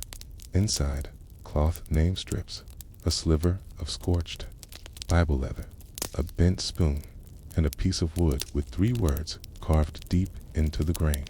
Still here, asterisk, at the back of the Tulsa County Courthouse. Behind the marble steps and the brass plaque that listed the names of men who had funded its construction, there sat a desk. The desk belonged to Mr. Herman Talcott, county clerk, ledger keeper, and silent observer of things that should have been recorded, but never were. On June 1st, 1921, the morning after Greenwood burned, Herman arrived at work as usual. He unlocked the back door with his own key, walked down the narrow hall that always smelled faintly of ink and mildew, and hung his hat on the peg marked clerk. The courthouse was quiet that morning. Too quiet. He noticed it first in the echo of his footsteps, then in the mail slot dash empty, then in the air itself, which felt like it had been scraped clean of something. At his desk sat the black county register, a thick book with gilded corners, used to log the names of residents who filed claims, taxes, registered property, or asked for help. It was nearly full, and that was a problem, because that morning Herman expected dozens, hundreds, maybe of citizens coming to report what had been taken, burned, lost, but none came. No one arrived to file a claim. No one rang the bell. No one asked for a copy of their title or deed, because there was nothing left to claim. The homes were ash, the shops were rubble, and the people, the black families of Greenwood, had scattered like cinders on the wind. Herman sat at the desk and, opened the register. He turned to a fresh page, dipped his pen, waited. No one entered. At 10:12 a.m., a man came in a deputy marshal. He dropped a stack of papers on the counter and muttered, "Emergency response summary." Herman leafed through the pages. Property damage estimates, building, names, a few photographs of charred blocks. The numbers were vague, rounded. He flipped to the back, looking for names. There were none, just figures. Losses tallied not in lives, but in dollars. He asked the deputy, "Is this everything?" The man shrugged. "That's what they gave me." Then he walked out. Herman stared at the summary for a long time. He had been trained to write names. Names were the anchor of a claim. Without a name, there was no account, no entry, no memory. Still, he wrote on a fresh page in the back of the ledger, in his smallest, most careful handwriting. He wrote, June 1st, 1921, Greenwood casualties, unofficial. He left space because he knew the names would come, but they did not that day, not that, not that. Next, people came in, yes, but not from Greenwood. Lawyers, landowners, white business owners from downtown. They spoke in low tones about property clearance, rebuilding initiatives, transfer of lots. Herman wrote what he was told. He kept the pages neat, but every night he opened to the back of the ledger and added another line to the page that no one had asked for. Unclaimed business, shoemaker near Archer Street, child's shoe found on corner of Greenwood and Elgin. Doctor's ledger, half burned, no name visible. He knew it wasn't enough, but it was what he had. On June 4th, a woman entered the courthouse. She was tall, thin, wearing a scarf over her hair and a coat far too heavy for the weather. She approached Herman's desk and said softly, "I lost my home, my brother, my records." He looked up. Name. She hesitated. Marjorie Bell Dawson. He wrote it down. "Do you have your deed?" She shook her head. "Do you have it?" Witness. "Anyone who can confirm your property." "I did," she said. "He died yesterday." He paused. Technically, without documentation or a witness, he wasn't supposed to file the claim. But he kept writing. Address, Easton and Lansing, next to the barber. He nodded. "Anything left of the home?" She opened her hand. Inside was a doorknob, brass, still warm. "I couldn't carry the door," she said. He took the doorknob gently, set it beside the register, and wrote, June 4th, Marjorie Bell Dawson, 1 residence, destroyed by fireproof. Brass doorknob, he underlined her name twice. She left without another word. That night, he stayed late. He reopened the unofficial page and began adding new entries. Marjorie Bell Dawson, filed 6 quarters. No documents, only memory barber's address, confirmed by proximity. Then he added a note. The names are starting to return quietly, one by one, over the next few weeks. A few others came. A preacher, a school teacher, a man missing 2 fingers who said only. They took everything, but I remember my lot number. Herman took it all down. Some of the entries were incomplete. Some were refused by the county board. Some were crossed out in red ink by a supervisor who didn't want clutter in the official record, but Herman kept copies in a separate book, hidden under his desk. A second ledger, smaller, unofficial, he called it. Those who tried to be counted, he added to it until the day he retired, and when he left, did not take the original county register with him, but the second book, the quiet one, the honest one he kept. He gave it to a librarian at the Tulsa Colored Library with a single instruction: don't file this under fiction. Asterisk. The Tulsa Colored Library was a small brick building tucked between a shoe repair shop and a florist, its windows often streaked with dust from passing streetcars. Few people noticed it. Fewer still knew that it held one of the only surviving accounts of names that didn't make it into the city's official records.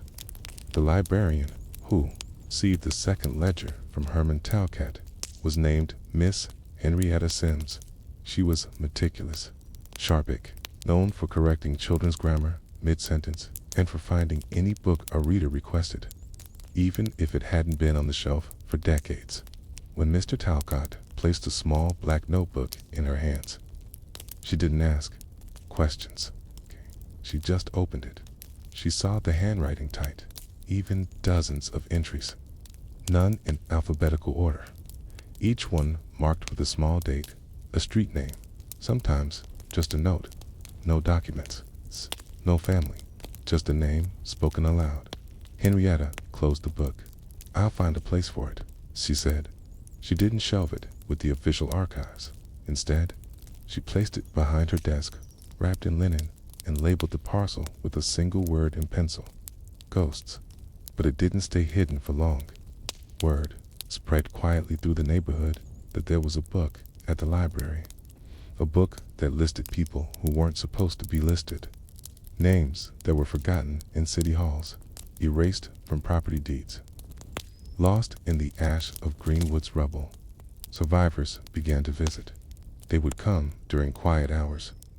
Women with hats pulled low, men who said little.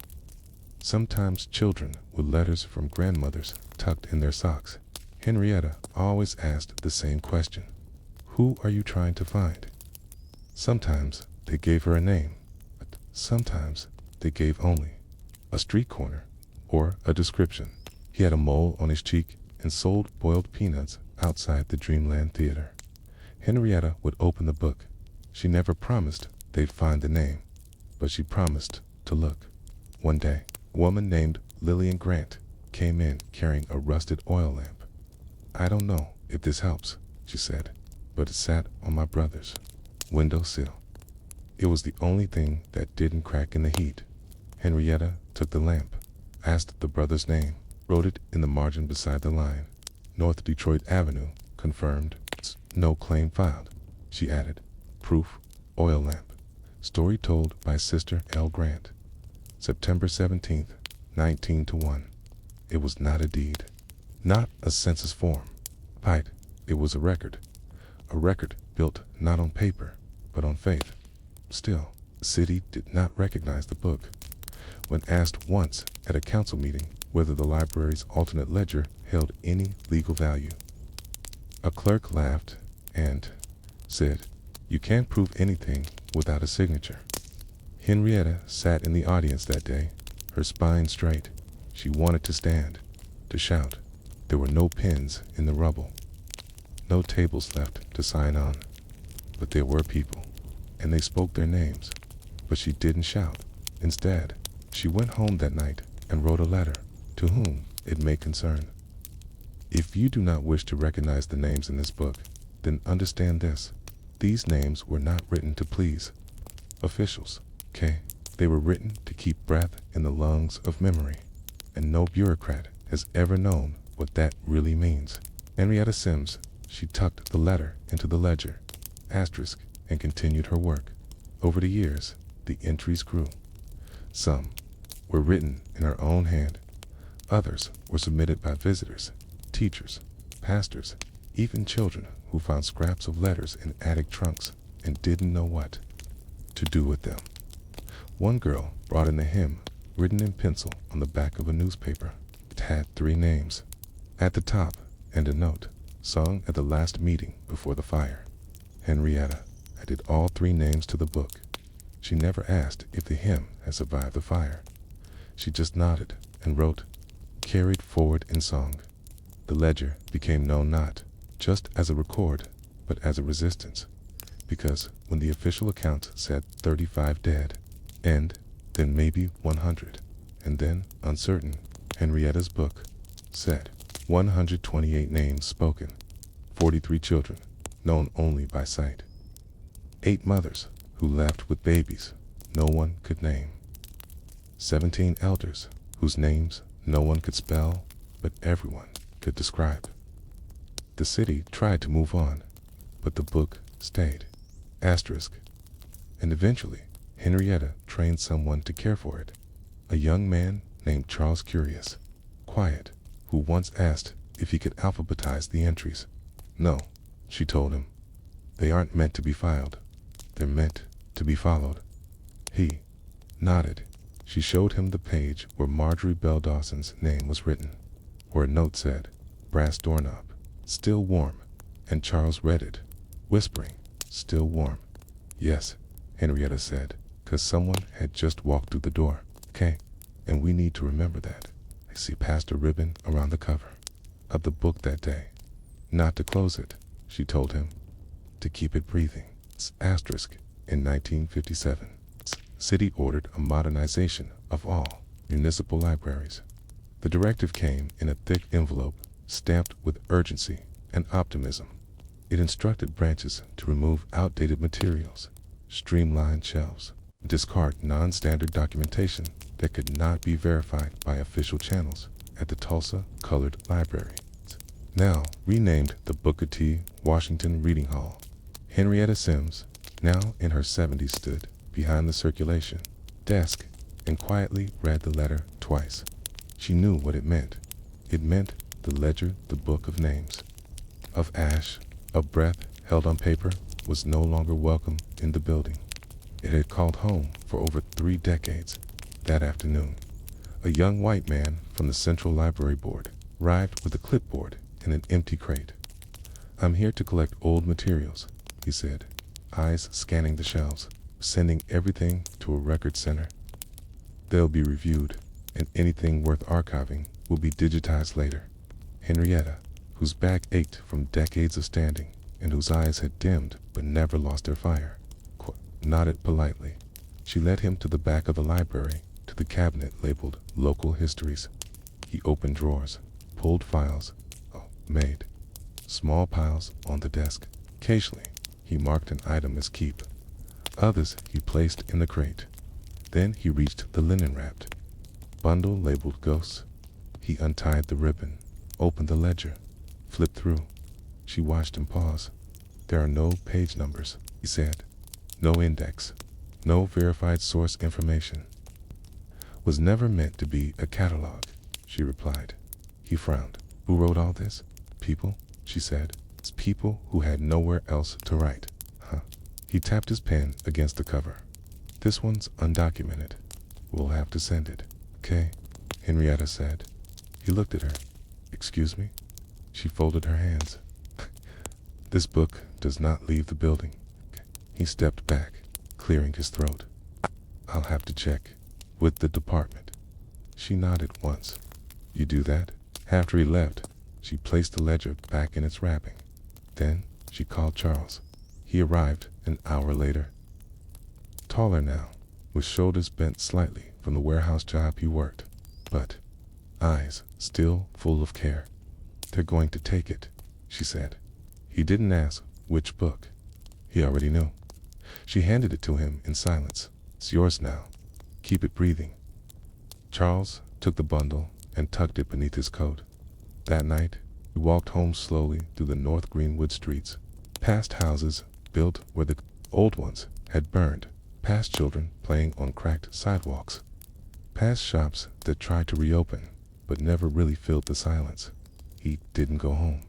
Instead, he went to the Mount Zion Church, the same church that had burned and been rebuilt brick by brick over 30 years. He found the pastor, explained the story, unwrapped the ledger. The pastor ran his hand over the worn linen. I remember this, he whispered. My aunt used to read names from it, said it was a way of keeping them alive. Charles nodded. Henrietta says it breathes. The pastor smiled. Then it needs shelter. They placed it in the church's archive room, not in a locked drawer, not behind glass, but on a small wooden table under a single hanging bulb.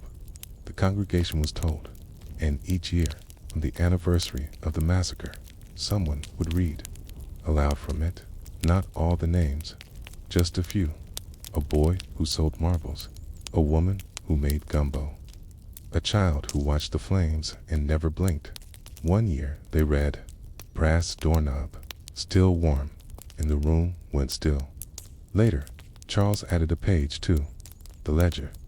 He didn't try to match the handwriting.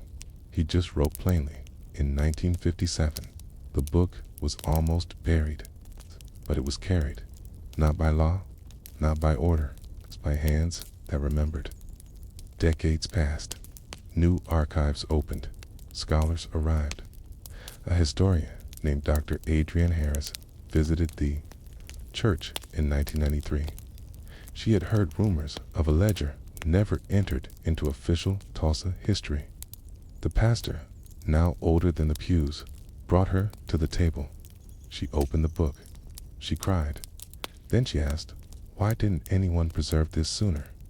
Charles, standing nearby, simply said, they did. Just not the way you think. That year, for the first time, the names from the ledger were entered into a public memorial. Not all. Some were too damaged to read. Some were only nicknames. Some were not names at all, just memories of a corner, a coat, a voice calling a child home. But they were entered, and beneath the memorial plaque, into stone, a line reads, from a ledger that listed no names, we remembered everyone anyway. Asterisk. The conductor remembered him, but only because he didn't speak. It was June 1, 1921, and the train from Dallas to Kansas City had stopped in Tulsa just after sunrise. The fires were still burning on the north side of town, though the conductor hadn't seen the flames, just the smoke, thick and low, as if the sky itself had dipped too close to the ground. When the train pulled into the station, most passengers stirred from sleep, preparing for breakfast service. But in the fourth car from the engine, a man in a brown wool coat remained perfectly still. He had boarded in Fort Worth, hadn't spoken a word, paid in cash, carried no luggage, just a small leather-bound book that he clutched like a passport to somewhere he hadn't reached yet. The conductor passed him several times through the night. Each time, the man sat upright, eyes open, staring at the space between the seats in front of him. He didn't blink much. He didn't sleep, didn't read the book he held, just stared. And when the train stopped in Tulsa, he finally stood. But too late. The conductor was stepping off for his break when the man appeared on the platform, breathing heavily. I was supposed to get off in Greenwood, he said. The conductor looked at the man's clothes, dusty, smoke-smelling theirs. Nothing left of Greenwood, he said quietly. The man nodded. I know. He turned, walked back to the train, and boarded again without a word. The conductor thought that would be the end of it. But an hour later, as the train moved north, the man appeared once more, this time in the dining car. Teden, order anything, stood near the window, watching the fields rush by. Eventually, another passenger woman, traveling with her son, asked if he needed help. I'm looking for someone, he said. She asked, in Kansas City? No, somewhere the fire didn't reach. He didn't elaborate. That night, the man remained awake again. At one point, he stepped into the vestibule between cars and opened his leather-bound book.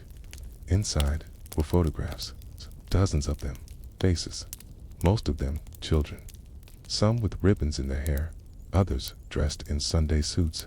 Each photo was labeled in neat handwriting, names, ages, street corners. He stared at them like a father reading bedtime stories in reverse. When the train reached Kansas City, he, DISEMBA, RKED, and vanished. The station porter remembered him only because he refused assistance.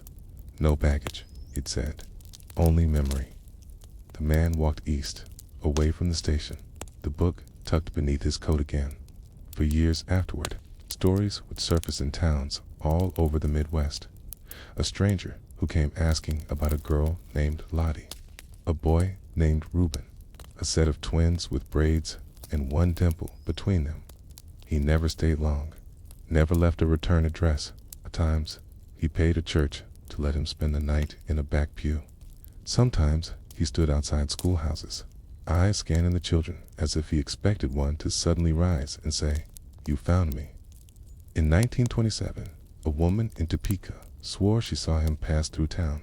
He didn't look older, she said, just further away. That same year, a copy of the Kansas Colored Weekly received an anonymous envelope. Inside was a photograph. It showed a burned ledger. Underneath it, handwritten in blue ink. I remembered them all. I just haven't found where they landed.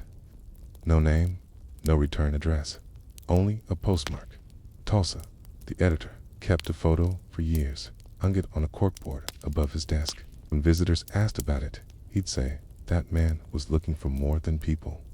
He was looking for a map made of ghosts. Back in Tulsa, the conductor, now older, now grayer, still remembered him. He got off the train too late, he told a friend. But somehow, I think he was always meant to miss the stop.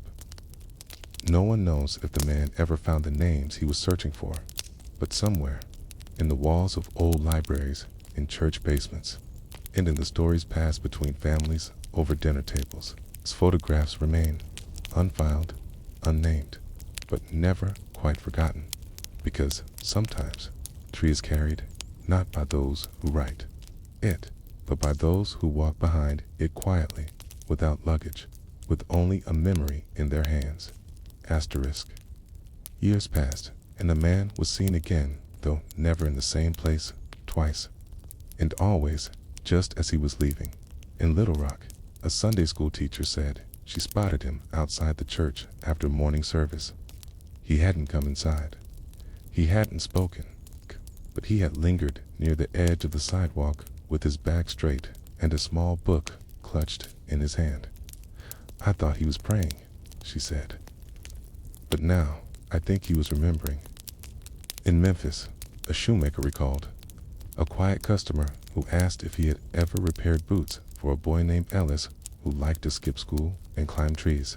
The shoemaker had laughed at first, then stopped, because there had been such a boy, years ago, from Oklahoma, but he couldn't recall his last name. The man had nodded, as if that was all he needed. He never stayed for repairs. Over time, people began to expect him, not like a ghost, and not quite like a visitor, but something in between. A presence that moved through towns like a wind that didn't stir dust. Only thoughts. He carried the same book, leather-bound, weathered. No one ever saw him add pages, but it seemed heavier over the years. Inside it, names, hundreds, with notes. Beside them, might have gone to St. Louis, liked lemon candy, wore shoes too big. Grandmother sang Wade in the Water every Thursday. Never answered when the teacher said present, but always knew the answer. These weren't census entries. They were lives in shorthand, snapshots in the form of sentences. In a small town in Missouri, he stopped at a school and asked to see the attendance records. The principals, suspicious, cautious, refused, so the man sat on the steps outside for 6 hours. Eventually, the janitor brought him a glass of water and asked what he was looking for. Not what, the man said. Who? He left before sunset. One of the children said he heard the man humming.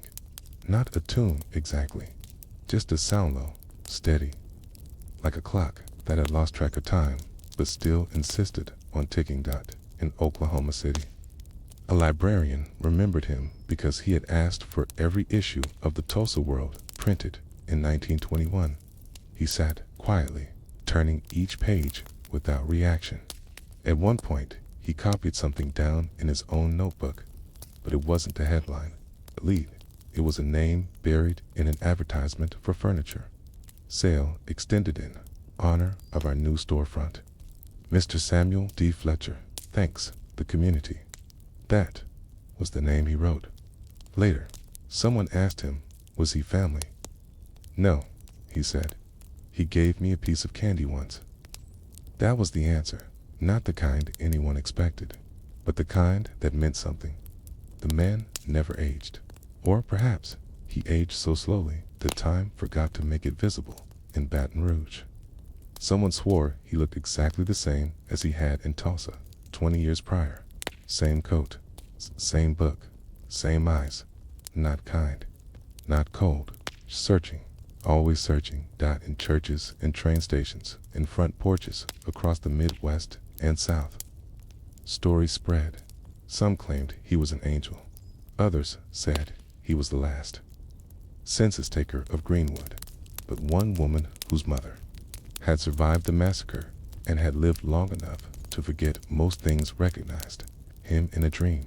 She woke up crying. He was looking for my brother, she said. But your brother died. Her daughter replied, I know, she whispered. But the man didn't. And maybe that was the point. Maybe he wasn't trying to bring the children back. Maybe he was just trying to make sure someone, somewhere, still remembered their faces, if their names had faded from paper. Back in Tulsa, a man sorting through records at the Historical Society found a brown envelope tucked between two folders. No name, no return address. Inside, a single photograph of a ledger. Below it, in fading ink, even if no one writes them down, someone must carry them. The archivist didn't know who had left it, but he placed it in the growing Greenwood collection, alongside testimonies and census fragments and burnt pages of school rosters. And when he made the index card to catalog it, he paused at the line marked author. Then, quietly, he wrote, unknown, possibly everyone. Asterisk, the last time anyone claimed to see him was in a small town outside of Chicago. It was 1963, and a community center had recently opened in a converted church. They were hosting a gathering for survivors' black families who had migrated north after leaving behind places like East St. Louis, Atlanta, and Tulsa. It was meant to be a celebration of endurance, of building something after having everything taken. The man arrived, just after the coffee was poured. He didn't sign the guest book, didn't take a plate.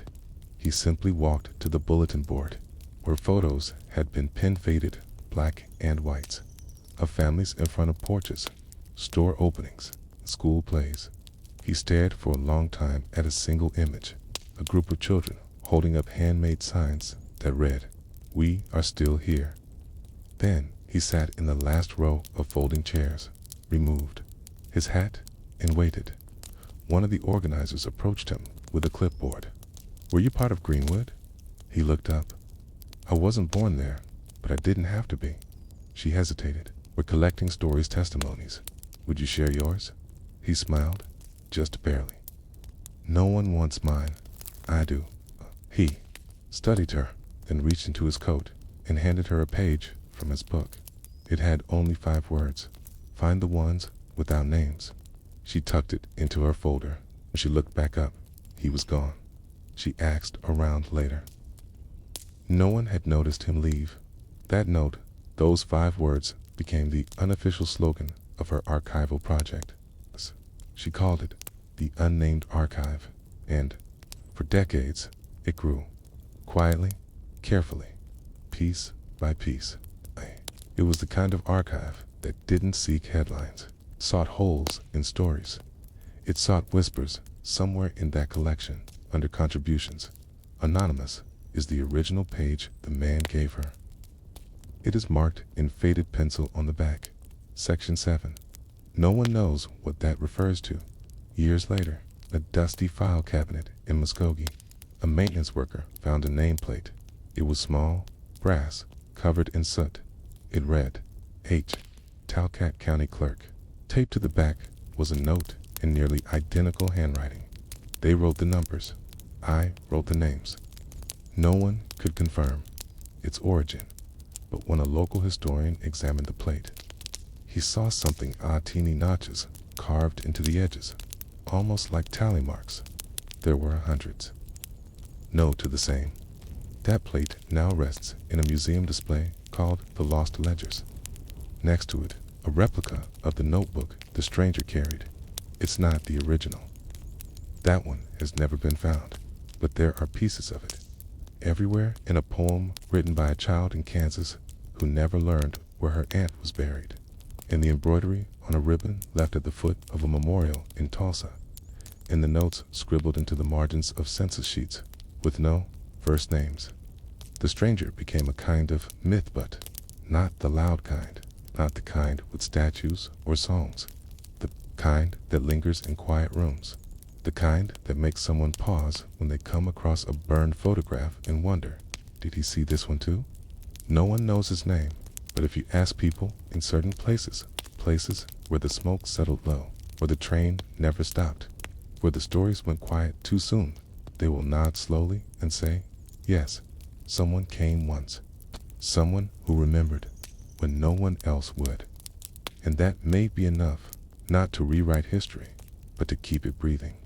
Asterisk, the front door still had its lock, a small brass cylinder, no larger than a pocket watch face, untouched by fire, unbroken, still gleaming faintly, though dust now coated the handle and a spider's web stretched from knob to frame. What had once been Booker T. Washington Elementary School stood in silence for weeks after the Tulsa Massacre. Its windows soot-streaked, its bell tower crooked, its chalkboards untouched behind splintered walls. No one came to unlock the door. No one tried, because there was no one left to teach inside. The children who had once filled the wooden desks were gone. Some fled, some dead, some living in borrowed barns 2 counties over. And so, school simply waited. It was not rebuilt, not reclaimed. It was forgotten, but someone still walked by it every morning. Her name was Mrs. Delphine Carter, and for 18 years she had stood at the front of that schoolhouse. Every weekday at 7:45 a.m., ringing the bell. She had survived the massacre by hiding in a meat cellar behind her sister's restaurant. When she emerged 3 days later, she found her home gone, her neighbors vanished, and her classroom still standing barely. For a time, she wandered the streets with no shoes, looking for any child who might have made it. She didn't find any. Asterisk. But still, she returned to the school. Each day, she would sit on the front steps, her skirt folded beneath her knees, her bag at her side, and wait for what? She wasn't sure. Once, a man from the city came and told her to stop loitering. She smiled politely, stood up, returned the next day. Sometimes people passed without looking at care. Sometimes they stopped and stared, but no one ever asked her why she came. Inside the school, everything had frozen in time. Textbooks, still, open on desks, a math equation half solved in chalk. A paper on the wall that read, "My favorite season, spring," with the name Loretta J. in crayon at the bottom corner. Delphine never went inside again. She didn't need to. She remembered every desk, every name, especially the ones no one ever wrote down. Jasper, Spur, who stuttered when nervous but knew every bird by its sound. Annalise, who brought her baby brother with her when no one else could watch him. Raymond, who fell asleep with his head on the desk every afternoon because his parents worked all night. They were more than students. They were the rhythm of her days, and now the rhythm had stopped. But Delphine, D.I.D. in single quotes. She brought a broom on Mondays, a book on Tuesdays, a basket of chalk on Wednesdays. She laid them neatly on the top step and sat beside them in silence. Once, a reporter heard about her and came to take a photograph. He asked why she did it. She looked at the school and said, "If I don't sit here, it means the school is gone," he replied. "But the school is gone." She looked at him. "Only if we let it be." The article was never published. Too quiet, the editor said. Not enough drama. But Delphine didn't need paper to record her resistance. Her presence was enough. In August of that year, a child came, a boy, no more than 8. He didn't speak, stood near the edge of the fence, watching her. Delphine smiled and asked, "You waiting for the bell too?" He nodded. She pulled a small bell from her basket, the kind used for recess, and rang it once. He stepped forward. Can sat beside her. They said nothing, but the silence that hung between them was no longer grief. It was memory. It was roll call by fall. More children had begun to come, some barefoot, some hungry, some with stories they didn't know how to tell. Delphine never asked where they had come from. She simply taught, not in the classroom, but on the steps. She taught them how to read, letters scratched in charcoal on broken brick, how to count with stones, how to say their names with pride, even if no one else had written them down. One child, a girl named Minnie, asked once, "Why do we sit outside?" Delphine pointed to the door. "Because that door stayed locked." Minnie nodded slowly. "Will it ever open again?" Delphine said. "Maybe not, but that doesn't mean the school isn't here." Years passed. The city built new buildings. They paved the road beside the old school, erected a fence around it. But no one touched the door. No one turned the lock, because no one knew where the key had gone. And maybe, Delphine thought, that was how it was supposed to be, because the school that had once forgotten to reopen had, in a way, reopened itself. The steps in the silence, in the memory of a teacher who refused to let it fade. Asterisk, the city eventually stopped acknowledging the building altogether. By 1925, Booker T. Washington Elementary had been quietly struck from the rolls. On paper, it no longer existed. Its funding was reallocated, its teachers reassigned or forgotten. Its address, once printed on envelopes and church flyers, became a ghost. But Mrs. Delphine Carter never stopped showing up each morning. She arrived with a small group of children, never more than a dozen, often fewer. They came from tents, basements, borrowed floors, children whose names had never been recorded properly. Children who had crossed counties after the fires. Children who remembered Greenwood the way someone remembers a half-forgotten lullaby. Delphine taught them the same as she always had, with patience, with rhythm, with grace. The brick steps became her desk, the sidewalk, her chalkboard, defense post, her flagpole. She taught spelling with twigs, math with stones, history with silence. Not all lessons are in the books, she told them. Some are buried in the ground. Others are in your grandmother's voice when she prays before soup. Can some? She tapped her own temple. Live right here. One boy, Clarence, couldn't remember his last name. He had arrived alone one morning, holding a spoon and a crumpled handkerchief. Delphine didn't ask questions. She gave him a C-tan, upturned crate-tan, taught him the alphabet. She said, "You may not know your name today, but you'll learn to spell whatever name you choose to carry." Another girl, Ruby, came every day with a doll made from rags. She never let go of it, even while writing. Delphine taught her to read by using the doll's name. "Start with what you love," she said. As word of the step school spread, people began donating supplies. A set of used pencils, an old primer, a Bible with only half its pages intact. A traveling preacher brought paper. A retired teacher from Kansas sent spelling lists on brown parchment. None of it was official. None of it counted in any government report. But for the children who learned there, it meant the world. Sometimes they had to scatter when the city inspectors came by, or when white residents complained of loitering. Delphine would quietly usher the children behind the school, into the alley, or into the empty lot across the street. They'd huddle beneath trees, still whispering the day's lessons. One afternoon, as they practiced the sound thunder, think Thorn, a city man, appeared with a clipboard. He frowned. "This building is condemned."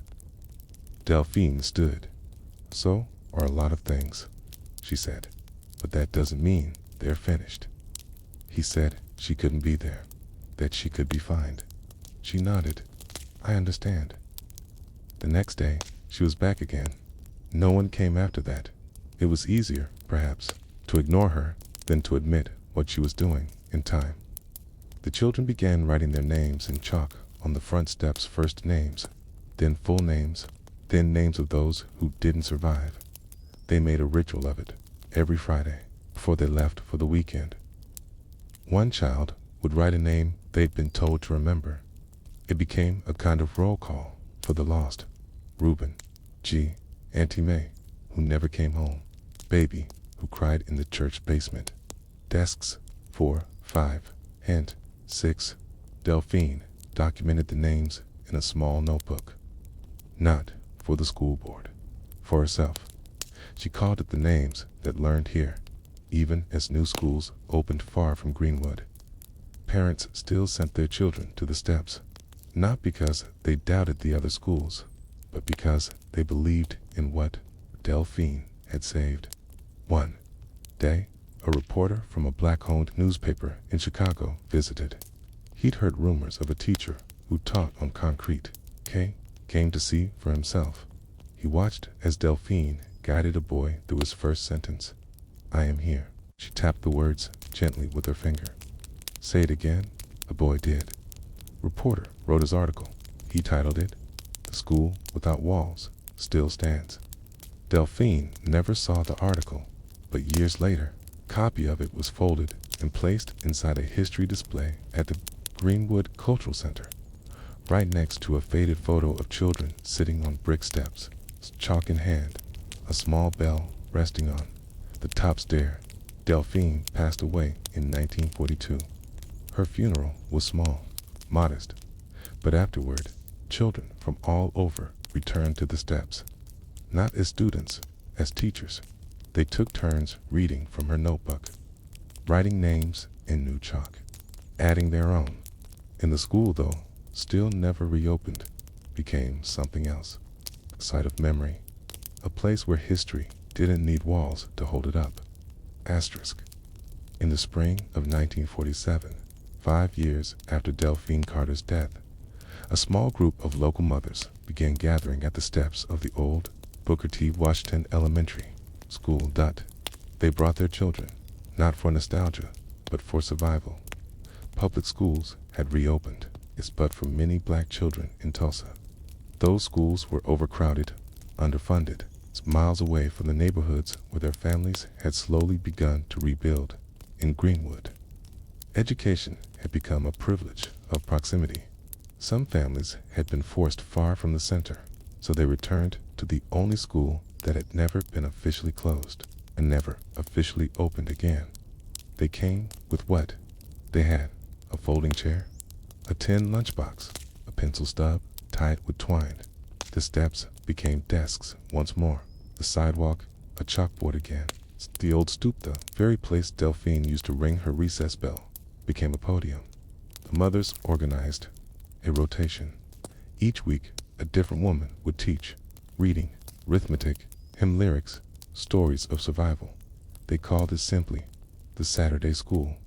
Children learned fractions by measuring flour, spelling through scripture, geography by tracing fingers along the cracks in the bricks, each line a border, each chip a city. One day, a girl named Clara asked, "What happens if the city tells us to stop?" Her mother smiled and said, "Then we whispered the lessons, but we never stopped." There was power in those whispers, and the city, perhaps, sensing that power, said nothing. For years, the school was neither endorsed nor dismantled. It simply existed, unaudited, unclaimed, but fully alive. One Saturday, a child brought a radio. They tuned it carefully, letting the static settle into a preacher's voice on the far end of the dial. His words echoed off the bricks.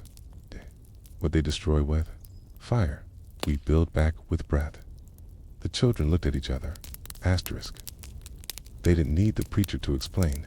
They understood. By 1953, one of the mothers, Miss Geneva, Pokey began collecting stories from her students, not essays, just memories, snippets. She'd ask them to finish a sentence. I remember when my grandmother told me it's the last thing I saw before the fire. If I had a school of my own, it would. She stored the pages in a coffee tin beneath her bed. When asked why, said, because paper forgets faster when it's on a shelf. Her students began calling the tin Miss Polk's library. Every Saturday, they added more pages. By the time Geneva moved away in 1961, the tin was full. Before she left, she handed it to one of her older students, a boy named Lionel, whose own brother had disappeared in the days after the massacre. Keep it, she told him, and if anyone asks you where you went to school, tell them. I studied at the place where the lock never turned again. He did. Years later, Lionel became a teacher, then a principal, then an elder, and every May 31st, he returned to the old steps, still cracked, still faded, and brought his students with him. They carried signs with the names of teachers, long buried, chalked quotes from Miss Carter, from Miss Polk, from each other. One child, only 10, wrote, "The fire didn't kill the school. It just made it harder to see." By the 1980s, the city was preparing to redevelop a lot. Developers planned to tear down the ruins of the old school and pave a parking lot for a nearby grocery store. They called it unused property. But Lionel, in his 60s, organized a petition. He brought the coffee tin to the city council chambers and read from the pages inside. No shouting, just voices. Voices of children, mothers, of a teacher who taught without walls. The council paused, and for once they listened. The demolition was halted. In its place, a plaque was erected, small, unadorned. It read, "Here stood a school that no one reopened. Here learned the children that no one counted. Here taught a woman who knew that memory could not be evicted." And beneath the plaque, catched faintly, "Roll call never ends." To this day, steps remain. They are not a monument. They are not polished. But on quiet afternoons, children still come. They sit. They draw. They write their names in chalk and ask what this place used to be. And someone, an elder, a passerby, a teacher with time will say, "This is where we remembered how to remember."